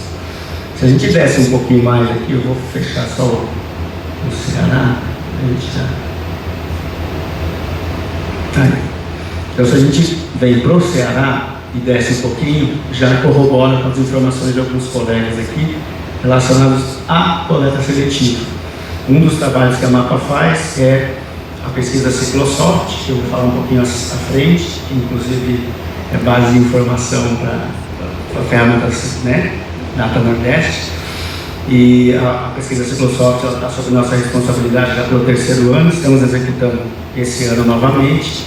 E no ano anterior, edição anterior, nós conseguimos ter um esforço de contactar uma quantidade muito grande de municípios para buscar informações básicas. Ali eram 5 questões para tentar entender o quão distante os municípios estavam do atendimento do Planar, do Plano Nacional de Resíduos Sólidos, que colocam algumas metas. Uma das perguntas era a existência ou não da coleta seletiva porta a porta. Então a gente conseguiu atingir mais de 2.500 municípios contactando. Então a gente tem uma equipe no país de campo, que usa uma instrumentalização nossa, que a gente tem uma grande preocupação na coleta dos dados, então ter isso de uma forma padronizada no país inteiro, né? Então a gente tem uma equipe de campo de terceiros, em torno de 60 pessoas no país, são 37 consultorias. Então cada uma está localizada no estado. A gente sempre dá toma esse cuidado de respeitar a culturalidade, como a gente fala, dos locais. Então, se alguém está com os instrumentos da MAPA aqui no Ceará, é alguém do Ceará que vai conversar com as organizações de catadores, com os municípios, para a gente, né, não ter primeiro um choque cultural, né, que a gente percebe que isso, vocês botam alguém de São Paulo para vir aqui, não consegue obter tantas informações ou em tanta qualidade como alguém que é daqui mesmo consegue enxergar. Então, isso é ponto fundamental aí na nossa metodologia, né? E aqui no caso o Ceará foi dentro do nosso levantamento, né? O em laranja significa municípios que não têm a coleta seletiva, e em verde são os municípios com coleta seletiva porta a porta, né? Se a gente pegar as outras apresentações, tem alguns mapas que eles se assemelham muito a essa realidade. Então, né, eu acho que dentro do trabalho do professor também existe, né, a coleta seletiva como um dos indicadores. Então, isso daqui eu acho que a gente consegue trazer, né, que existe ainda, acho que uma fronteira muito grande para ser vencida aqui com relação a esse ponto, né. Se a gente mistura demanda com capacidade, a gente tem o que eu chamo aqui de capacidade instalada, né, dividindo um pelo outro, a gente tem isso em percentual, e no Ceará a gente está com 10,58% de capacidade instalada para gerenciar toda essa demanda dessa objeto de logística reversa. Então, a gente tem aqui um total estimado de 242 mil toneladas desse objeto, só que apenas uma capacidade instalada de 25 mil toneladas, sendo 98 organizações de catadores informais e 38 formais. Né? Então ainda existe, eu acho que isso traz uma visão muito boa de como a política pública de logística reversa poderia direcionar, né, os esforços das entidades gestoras, que é onde eu trafego aí com mais intensidade. E aqui também a gente traz algumas leis relacionadas à gestão de resíduos, tanto dos estados e também dos municípios. Então a gente tem alguns anos que a gente busca bases privadas que tem de leis municipais. A gente, né, pega, acessa essas leis e também coloca mapeando isso para entender o quanto isso pode ajudar a entender uma maturidade, né, em questão de legislação em cada uma das regiões ou dos estados ou municípios. Né? E então, se a gente desce aqui, a gente consegue ver, acho que nesse ponto de vista é interessante, que aqui a gente não vê o território do município, né? Que a gente vê os setores urbanos, né? Então é o aglomerado dos setores censitários urbanos que a gente separou, pegamos a malha digital no DGE e separamos aqui também. Então o resíduo urbano ele não se espalha por todo o estado, né? Ele está nos setores urbanos, então ele fica mais concentrado nesses pontinhos, como a gente consegue ver. E, né, se descer um pouquinho mais aqui, a gente consegue ver a disparidade também que existe aí dessas capacidades, né? Então, aqui segue uma legenda do sinaleiro, né? Então, o vermelho é o piorzinho, a gente vai subindo, né, as cores aí, amarelo, verde, azul e assim por diante. Então, essa daqui seria, né, uma visão do que a gente tem aí no estado. Todos aqui são dados coletados pela própria MAPA, né, tanto aquela estimativa de demanda, a gente vai nas associações da indústria do papel, do plástico, do vidro, do metal, para chegar naquela ordem de grandeza. Essa distribuição já é algo acordado dentro das regulamentações de logística reversa, que é o critério CONFAS. Então, a gente consegue, de certa forma, ter uma ideia de uma estimativa, né, de como isso ocorre em cada um dos estados. Esse material a gente vem cada vez mais tentando subsidiar alguns estados, né? Estava até conversando com um colega um pouco antes de Goiás a respeito disso, no estado dele, e já avançando algo nesse sentido no Mato Grosso do Sul, em Minas também, no próprio Paraná também, conversando também com o estado de São Paulo, para ver se como a própria lei exige, a 12.305, a Política Nacional de Resíduos, é necessário um estudo de viabilidade técnico-econômico para você caminhar com a logística reversa de embalagens. Só que isso não vem acontecendo. Então, o que a gente percebe é que existe muito mais uma política que foi criada de comando e controle e não uma política que deveria ser um instrumento de desenvolvimento econômico e social.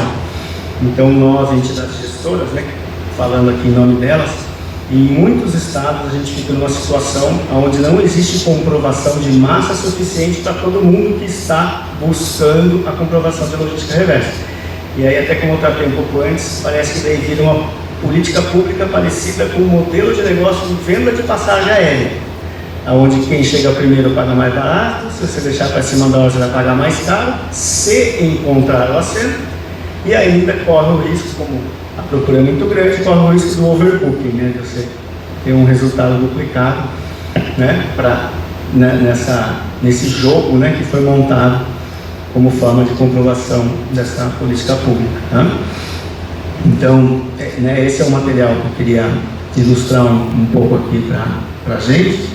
E voltando, né, no que nós fazemos, né, aqui dentro de um dos trabalhos aí, dentro da gestão de projetos, a gente tem uma frente junto com a OCD, que é o Programa Negócios FOP, né, que é voltado à capacitação de organizações de catadores. A gente começou a atuar junto à OCD nacional no ano passado, em Goiás e Brasília, também avançando no ano passado em Belém, né, por causa da COP, e esse ano, por coincidência, dias antes do convite, a gente estava assinando com a OCD aqui, no Ceará, o primeiro grupo que a gente vai fazer. Então, vamos começar a trabalhar, né, esses pontos, né, organização social do empreendimento, produção, gestão, agregação de valor e aí ao mercado.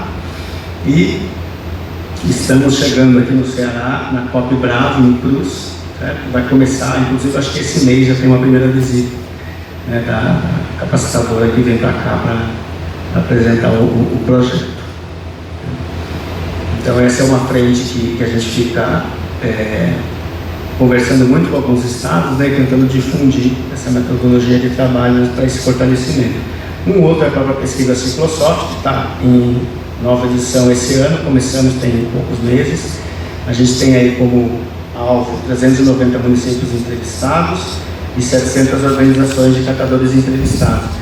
Aqui toda essa metodologia também de coleta de informação foi nós que criamos, ela está toda descrita também no resumo executivo que a gente entrega. A gente tem toda uma forma, né, de contactar, acha o gestor municipal, agenda uma entrevista, manda um formulário primeiro, depois o entrevistado vai checando as informações, preenchendo. Isso também alimenta uma ferramenta que é o próprio site, né, que é um sistema que está lá, onde a gente consegue ver inúmeros indicadores ali relacionados a essa política pública também. Os números que nós temos na edição passada corroboram com o número do IPEA de 2025, em torno de 30% a 35% também.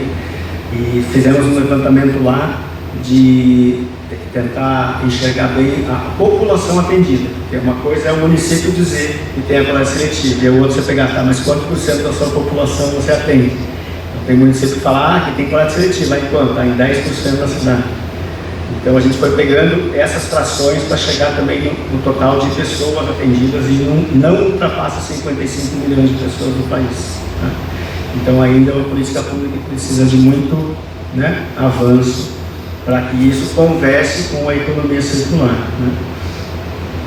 E aí, aqui alguns dados da última Ciclosoft para a gente entender. Então, dentro do cenário nacional, a gente tinha lá 45% do serviço prestado por empresa licitada, 39% da organização de catador e 15% pela própria prefeitura.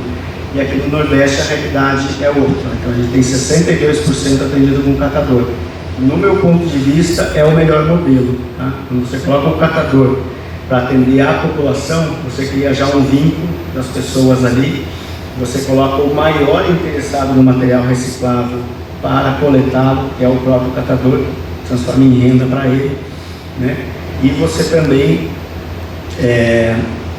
cria essa disciplina do munícipe de separar isso. Então tem situações em Londrina, por exemplo, onde eu moro, que o morador deixa a chave para o catador, porque o catador abre o portão, vai lá, tira o resíduo, fecha depois, de tamanha né, confiança e vínculo ali já criado.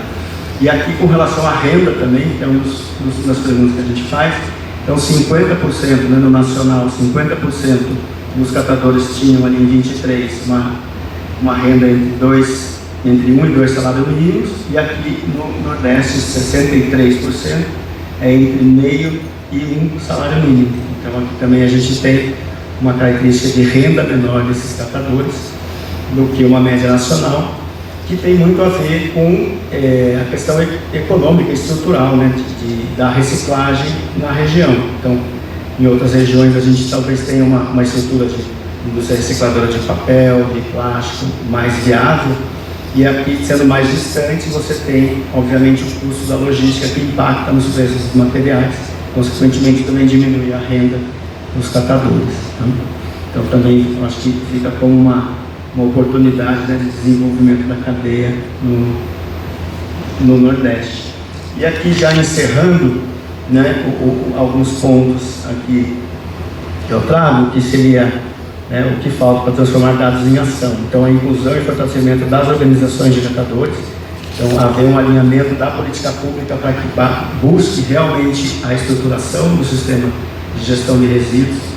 Atualmente, pelo menos metade do recurso da iniciativa privada que vem da logística reversa para a mão dos comércios de reciclagem, porque você precisa da comprovação via nota fiscal.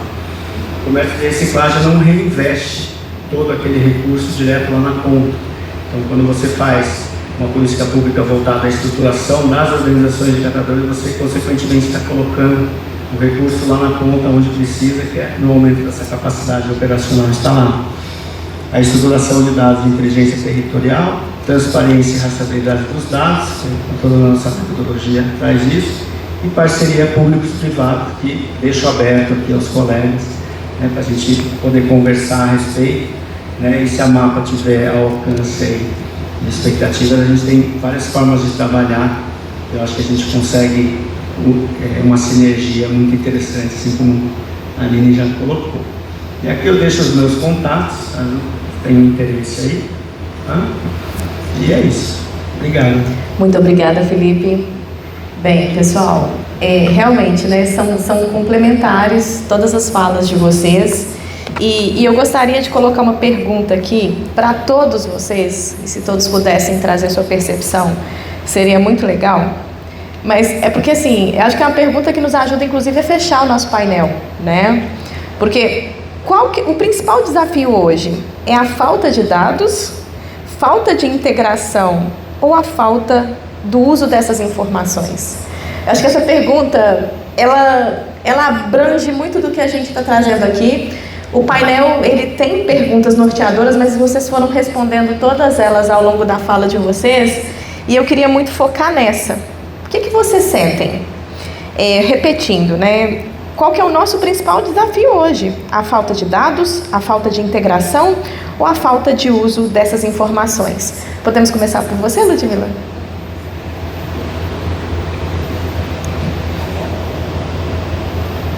Oi? Ok. A pergunta é muito pertinente, né? Eu acho, vendo, né, a fala de todos aqui, uma mesa composta por tantas esferas, né, tantas escalas, atuação estadual, regional, nacional, público-privado, né, academia. Então, essa integração, essa fala, né, de como está sendo a participação de cada fatia, claro, respeitando as particularidades de cada um, né, as áreas de expertise. Mas eu vejo que, trazendo ainda mais a experiência ali da Sudene, né, do que eu falei ali do Data Nordeste, quando a gente entendeu que trabalhar sozinho não estava sendo um caminho inteligente, e entender que, puxa, vamos se aproximar da academia, então isso já fortaleceu para a construção de uma plataforma. E aí, a partir daí, a gente, vamos conversar com o Ministério de Desenvolvimento Social para desenvolver um produto. Vamos conversar com a federação. Então, essa integração é muito rica. Então, quando a gente fala de falta de dados, eu acho que não é exatamente a falta de dados, é a falta de integração que pesa, né? E ver as experiências compartilhadas aqui, e em particular a experiência do IPS, né, apresentada pelo professor Menelau, eu já olhei para aquele indicador pensando, puxa, que interessante, um case que acontece com muito êxito no âmbito estadual. Olhando para a minha experiência no âmbito regional, eu já olho para isso entendendo que eu posso replicar para outros estados, né? E a partir daí, você está integrando e somando, trazendo uma metodologia segura que pode ser aplicada. Então, a falta é falta, desde que a gente olhe para ela com um olhar de integração, né? Integrar. Acho que a integração leva a gente para caminhos muito mais seguros, promissores e eficientes, no âmbito geral, e, enfim, trazendo tudo, né? Integrando para além, né? Não é só uma relação, como o caso aqui, Sudene com o IPS. A gente já dialoga com outros entes e isso tudo vai gerando produtos muito interessantes e promissores. Como quiserem seguir, pode.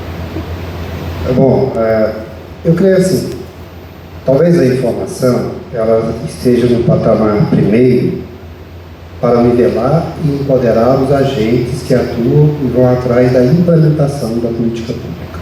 Talvez a integração esteja em primeiro plano para os gestores, aqueles que têm a responsabilidade de fazer. Mas eu vou pular para outra janela. A minha opinião, pensando em economia circular, reciclagem, os 3 R's, o modelo está equivocado. Em 2010, o modelo vencedor no Congresso Nacional, que estava em disputa se eu queria implementar uma economia de resíduos, se eu queria uma economia baseada em bases socioambientais, e aí você tinha que trazer necessariamente, não o nome de economia circular, mas essa economia que dialogasse com o movimento da sociedade para a construção da reciclagem, do reaproveitamento, de menos uso de recursos naturais. Esse debate já existia lá, foi vencido pelas empresas de mercado. Então, o custo social da destinação de resíduos sólidos ou de qualquer tipo de rejeito da indústria, do comércio, do setor público e do doméstico, o custo social está sendo ele é arcado por tarifas e tributos pela sociedade como um todo, inclusive as empresas e as indústrias como um todo. É o custo do transporte e do aterro de lixo ou do descarte do lixo ainda. Então, se você pega todo o recurso para isso, o custo que está sendo feito é para pegar nas casas, no meio do caminho tem uma coleta seletiva, o grande custo operacional é para descartar, seja bem ou seja mal, seja em lixão, seja em aterros sanitários. A Europa trilhou o caminho mais, em algumas cidades grandes, mas áreas pequenas de incineração. Não estou colocando em disputa uma e a outra. O modelo brasileiro não conseguiu fazer um meio termo e estamos lutando para políticas de inclusão depois de o modelo estar errado. Então, economia circular, pagamento de serviços ambientais, inclusão de catadores tem que estar junto com a Política Nacional de Resíduos Sólidos. Então, o custo social tem que pagar o catador, a catadora. O custo social tem que pagar a economia circular. E não eu pago para coletar e descartar e depois deixo o mercado se virar para a reciclagem. Isso não funciona, não vai funcionar, porque os dados econômicos estão dizendo o seguinte: o custo do metal produzido na natureza virgem, ou do vidro, ou do papel, é muito mais baixo do que o que é circular. Então, se a economia, a gente vai continuar correndo atrás de uma economia que opta pelo custo mais baixo de produção do original, do material virgem. Em lugar da reciclagem, nós estamos andando, cachorro andando atrás do rabo, não sei. Ou seja, o modelo está errado. Então, já temos algumas experiências no Brasil de tentativa de, quando você insere um mecanismo de cobrança pelo serviço de limpeza urbana de resíduos sólidos, você já está pagando uma cooperativa quem vai fazer a coletagem. Então tem que ser um modelo inclusivo e não exclusivo para depois o excluído lutar pelo mercado competindo com um de custos mais baixos e com muito mais incentivos. Muito mais incentivos. Então acho que é essa a mensagem que a gente traz aqui. Essa é uma tese de comprovação intuitiva, rápida, que exige dados precisos para ser massificados, mas que a experiência e os dados disponíveis em termos macros tendem a comprovar. Basta ver os custos para as prefeituras de um e de outro. A Aline colocou uma questão muito interessante. Eu ouvindo aqui, a gente já vem com a ideia do que a gente trabalha, né? Mas quando a gente compartilha, isso começa a surgir questões. Eu acho que há e não há escassez de dados. Há escassez de dados porque a ideia de economia circular, o conceito de economia circular, na verdade, ela não está consolidada. Ele colocou muito bem. Há várias modelagens. Na verdade, o próprio conceito, pelo menos eu computei rapidamente para mais de 50. Tem que dizem que é mais de 100 conceitos de economia circular diferenciados. A ideia básica é muito similar, mas há muitos conceitos. E é interessante falar da experiência da comunidade europeia, porque eles avançaram muito nessa pauta, né? E em alguns países a ideia básica é o seguinte: você chegar até o aterro é o mínimo, aquilo que realmente não é, porque a economia circular não é totalmente circular. Se a gente pensar, por exemplo, em termos econômicos, existe uma metáfora visual na economia do fluxo circular da renda. Parece bem. Sempre há um vazamento, sempre há uma perda de energia. Nenhuma máquina funciona sem uma certa perda de energia. Será a máquina perfeita, né? O modo contínuo. Então, a primeira coisa que tem que se inserir na ideia da economia circular é de que a gente tem que fazer é mitigar essa perda. Né? Essa perda, a ideia da reciclagem, do reaproveitamento, do reuso, da durabilidade do material, né? É muito forte. Infelizmente é o que eu vejo no Brasil, e quando falei para a Aline, eu fui secretário de planejamento da cidade de Fortaleza durante algum tempo. E a Secretaria de Planejamento tratava do orçamento. Quando você pegava o orçamento numa cidade como Fortaleza, quanto se gasta com a coleta não seletiva, a coleta domiciliar, né? E é uma polêmica, se paga a taxa do lixo, não paga a taxa do lixo. Então, na verdade, nós temos um sistema milionário, bilionário, de processo de transição do lixo doméstico ou do lixo industrial, seja mais até, em grande parte, o aterro. Nós estamos produzindo uma situação. E o catador aparece no meio do caminho como digamos assim, um espaço de esperança, porque realmente ele faz o processo de seletividade e reciclagem de alguns materiais. Então, eu estou tomando água aqui, né? Que esse material aqui a gente tem um valor de mercado, mas há muita coisa para se gerar em termos de informação no sentido dos fundamentos microeconômicos. O que o Felipe colocou, quando ele falou, me instalou a ideia. A relação do catador com o produtor imediato do resíduo sólido, a gente fala lixo, né? Resíduo sólido.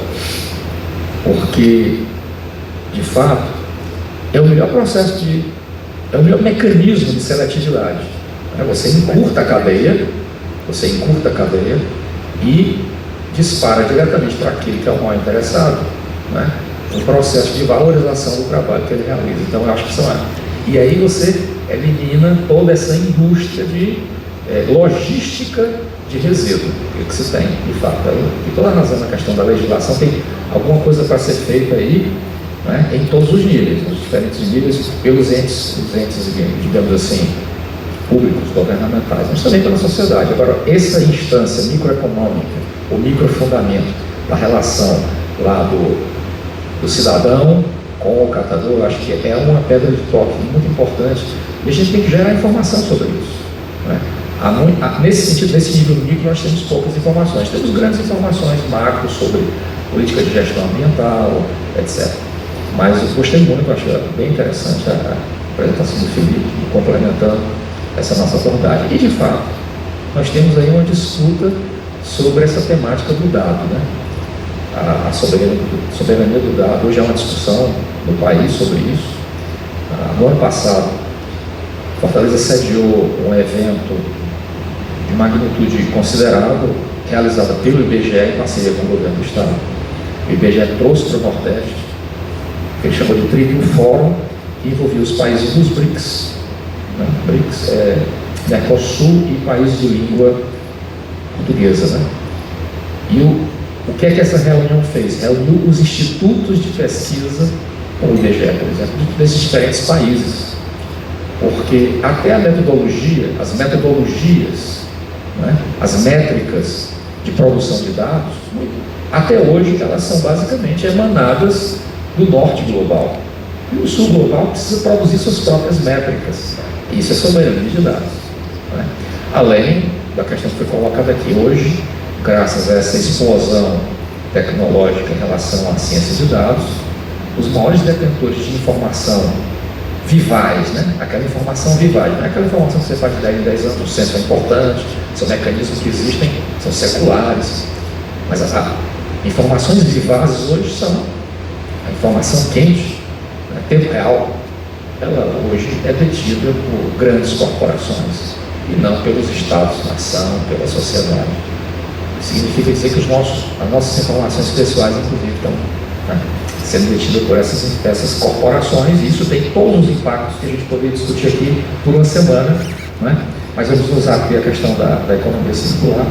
Então, essa temática de há escassez de dados ou não, de há e não há, nesse sentido, né? Não fugindo à resposta, mas seria talvez o mais preciso, né? Para contextualizar e mostrar que nós precisamos de novos dados, mas sobretudo pensar como esses dados são produzidos, né?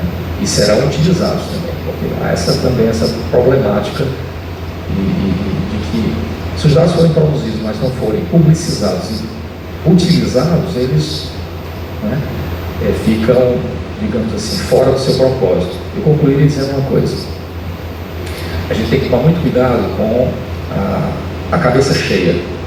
O problema não é ter muitos dados, mas dados que respondam às questões. Sim. Né? Me lembro um conto famoso, eu sempre falo com meus alunos, né? Um conto do Borges sobre o cartógrafo. O rei pede lá os cartógrafos para fazer o mapa do país. O cartógrafo faz lá numa escala razoável, porque o mapa é, na verdade, uma referência icônica, não é? Diz, não, eu preciso de maiores detalhes. E ele vai evoluindo e sempre maiores detalhes, os cartógrafos voltam a fazer, até que fica um mapa 1 por 1, né? Escala 1 por 1. Bom, mas um mapa escala 1 por 1 não serve para nada. Por quê? Está entendendo? Aquela ponte ali tem que mudar. Então, a informação, ela tem que... E o mapa reflete muito isso, a cartografia reflete muito isso, o trabalho com a geografia sabe disso, e existem inúmeras formas de pensar a cartografia. Uma representação que não é o próprio real, mas que ajuda a compreender o real numa esfera que permita você intervir nesse real. Acho que é o melhor exemplo. Então, um mapa 1 por 1, na história do Borges, o mapa foi feito, cobriu o país todo, depois ficou bolando lá pelos ventos, desertos, e não serviu para nada, ficou inútil. Então, a gente também não pode ficar na luta desenfreada de buscar o detalhe do detalhe do detalhe, porque não é esse o objetivo de quem trabalha com dados, né? É traçar políticas, é ajudar a sociedade a tomar decisão. Então, acho que realmente foi muito oportuna a tua pergunta. Eu acho que eu divaguei um pouco, mas um pouco na linha do que todos fizeram aí, me provocou essa reflexão. Obrigada, professor. Já é meio-dia, né? Sim. A gente começou 10 minutinhos atrasados, acho que a gente pode ir até meio-dia e 10. Perfeito. Não, são grandes questões orientadoras aqui, né? Eu entendo, pensando no lato sensu, né, pensando no geral, o Brasil ele é um exemplo para o mundo em grandes bases de dados. Nós somos um país que constrói grandes bases de dados, nós temos o DataSUS, que reúne bases de dados que são invejadas no mundo. Tem gente, pesquisador de fora que vem aqui olhar os dados. Nós temos sistemas estruturantes, CIASG, os grandes sistemas estruturantes da administração pública, nós somos exemplo. Em termos de estruturação de dados, talvez a gente precise de uma integração maior, principalmente os sistemas de segurança pública com as outras políticas, precisam de dados que sejam mais integrados. E aí eu vou focar na falta do uso dos dados. Não é falta do uso, não sei se é escolha pelo não uso dos dados. Meus alunos da pós-graduação, do mestrado, eles perguntam, professora, e esses dados que a gente está gerando, esses relatórios técnicos, são evidências, mas vão ser utilizados? Isso são escolhas políticas, são agendas políticas, viu, gente? A gente não pode esquecer que a agenda pública ela é fomentada por um aspecto técnico, mas também um aspecto político que é necessário, mas esse político ele precisa ser capturado pela sociedade, porque o que a gente vê é que muitas vezes as evidências são descartadas em detrimento do desejo de poucos, não é? Aí focando na economia circular, eu vou ter que falar, né? O Ceará aqui em Fortaleza, o nosso orçamento público, eu sou professora de orçamento público, um dos exercícios que a gente faz com os alunos é a gente olhar a LOA e a implementação da LOA durante o ano. E é impressionante a quantidade de dinheiro que é gasto com coleta. Os alunos ficam muito estarrecidos, assim, e eu dou essa disciplina todo ano eles ficam, é o primeiro dado que eles ficam chocados, é com o valor que é gasto com uma empresa, viu? Não vamos falar o nome, né? Para não sermos perseguidos. Mas é impressionante, isso é uma escolha política também, e não podemos desmembrar isso do aspecto econômico, do poder econômico, porque a gente quer uma economia circular, a gente quer, mas tem que combinar com o capitalismo aí, né? Tem que combinar com o capitalismo, o sistema de mundialização do capital, o sistema de neoestativismo que a gente está vivendo, a captura das big techs dos nossos dados, tem várias questões aí que a gente tem que negociar, que aí é o nosso poder, né? Como é que a gente vai fazer como sociedade para negociar isso com essas forças tão poderosas, né? Então, isso é uma reflexão que a gente tem que ter para a gente pensar se isso vai dar certo mesmo. Obrigada, professora. Acho que para tentar colaborar com a fala de todos, eu vim de uma prática, né, lá de 2008, onde eu caí em paraquedas. Olha, você precisa ir conhecer a organização de catador, engenheiro de alimentos, tinha trabalhado só na indústria, etc. Caí, né, na minha arrogância da época, achando que sabia tudo, caí num universo que era completamente oposto de onde eu vim.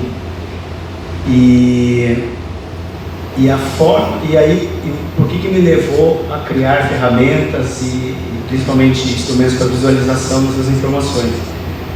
Porque a carência de informação para todos os gestores públicos, os catadores, era imensa. Então, eu, com o passar dos anos, ali mais ou menos em 2015, onde virou a chave, eu me atentei que eu não me lidava com gestão de resíduos, eu lidava com gestão de conhecimento sobre gestão de resíduos. Então aí eu comecei a acumular cada vez mais esse conhecimento, porque eu sabia que a pessoa que eu ia me deparar na frente ia me fazer pergunta porque ele não tinha aquela informação. Então eu levava isso como a minha caixa de ferramenta. Então eu sempre fui buscar muito IPEA, IPGES. Então desde o censo de 2010, onde foi o primeiro que deu as malhas digitais, etc. Desde 2012, quando liberou, eu fui lá, comecei a plotar os mapas, isso. E isso foi evoluindo e virou parte de uma empresa anos depois. Então eu me apego muito a isso. Assim, o gestor na ponta, no município, ele não tem a informação, ele tem uma carência muito grande. Então ele precisa disso para ele poder formular ou melhorar aquilo que ele vai pedir ou que ele vai passar para quem é o dono da caneta, o dono do dinheiro, que é a parte da questão política. Então o técnico e o político, eles caminham juntos. Então o gestor municipal, ele tem ali uma necessidade de enxergar a estrutura política que ele está. Porque tem hora que ele está numa estrutura política, pode vir numa eleição, ele está em outra. Então, em muitos lugares, eu ia conversar com o gestor, mudava o prefeito. Ele me ligava depois de fevereiro, né, que estava faltando determinadas equipes, etc. Ele vem aqui. Às vezes era uma das lamentações. Olha, então o prefeito aí, cara, que está destruindo tudo que foi feito, isso aqui, né? E aí é aí que pega, eu acho que a importância das informações dos dados. O dado e a informação tem que transformar aquilo em política de Estado, não de governo. E aí você tem todos os ritos, né, para que isso possa acontecer. E é isso que a gente acaba não vendo. Então, assim, o dado é produzido, é entregue, mas ele não dá essa continuidade para que ele possa virar realmente, né, os parâmetros da política pública. Boa parte desse material aqui eu venho colocando para os estados, para o MMA, sempre junto com os catadores. Eu tenho uma parceria junto com a Movimento Nacional dos Catadores e a Educate, a Associação Nacional dos Catadores, onde esse material é levado junto, a gente leva junto isso apresentado para os estados, para o MMA e tudo mais. E é justamente com essa intenção. E a política atual para a logística reversa, ela é meramente tecnicista. Ela esqueceu as pessoas, ela só quer saber do objeto informacional que é a notinha fiscal. E aí a gente está num país que a gente tem um povo uma criatividade muito grande, né? Então, assim, a gente passou de uma situação, antes dessa história da nota fiscal, que é olhar o dado, a gente existia uma situação que a gente olhava assim, E nenhuma organização de catador queria emitir nota fiscal. Porque você paga imposto, né? Você já perde uma parte ali. Então é melhor você vender no informal e lá na frente o próximo comércio ele oficializa a nota fiscal lá para o reciclador. A partir do momento que virou esse jogo, o que aconteceu? Começou-se a produzir notas fiscais de massas que não existem. Então, assim, a política pública ela tem que entender o problema. E o dado tem que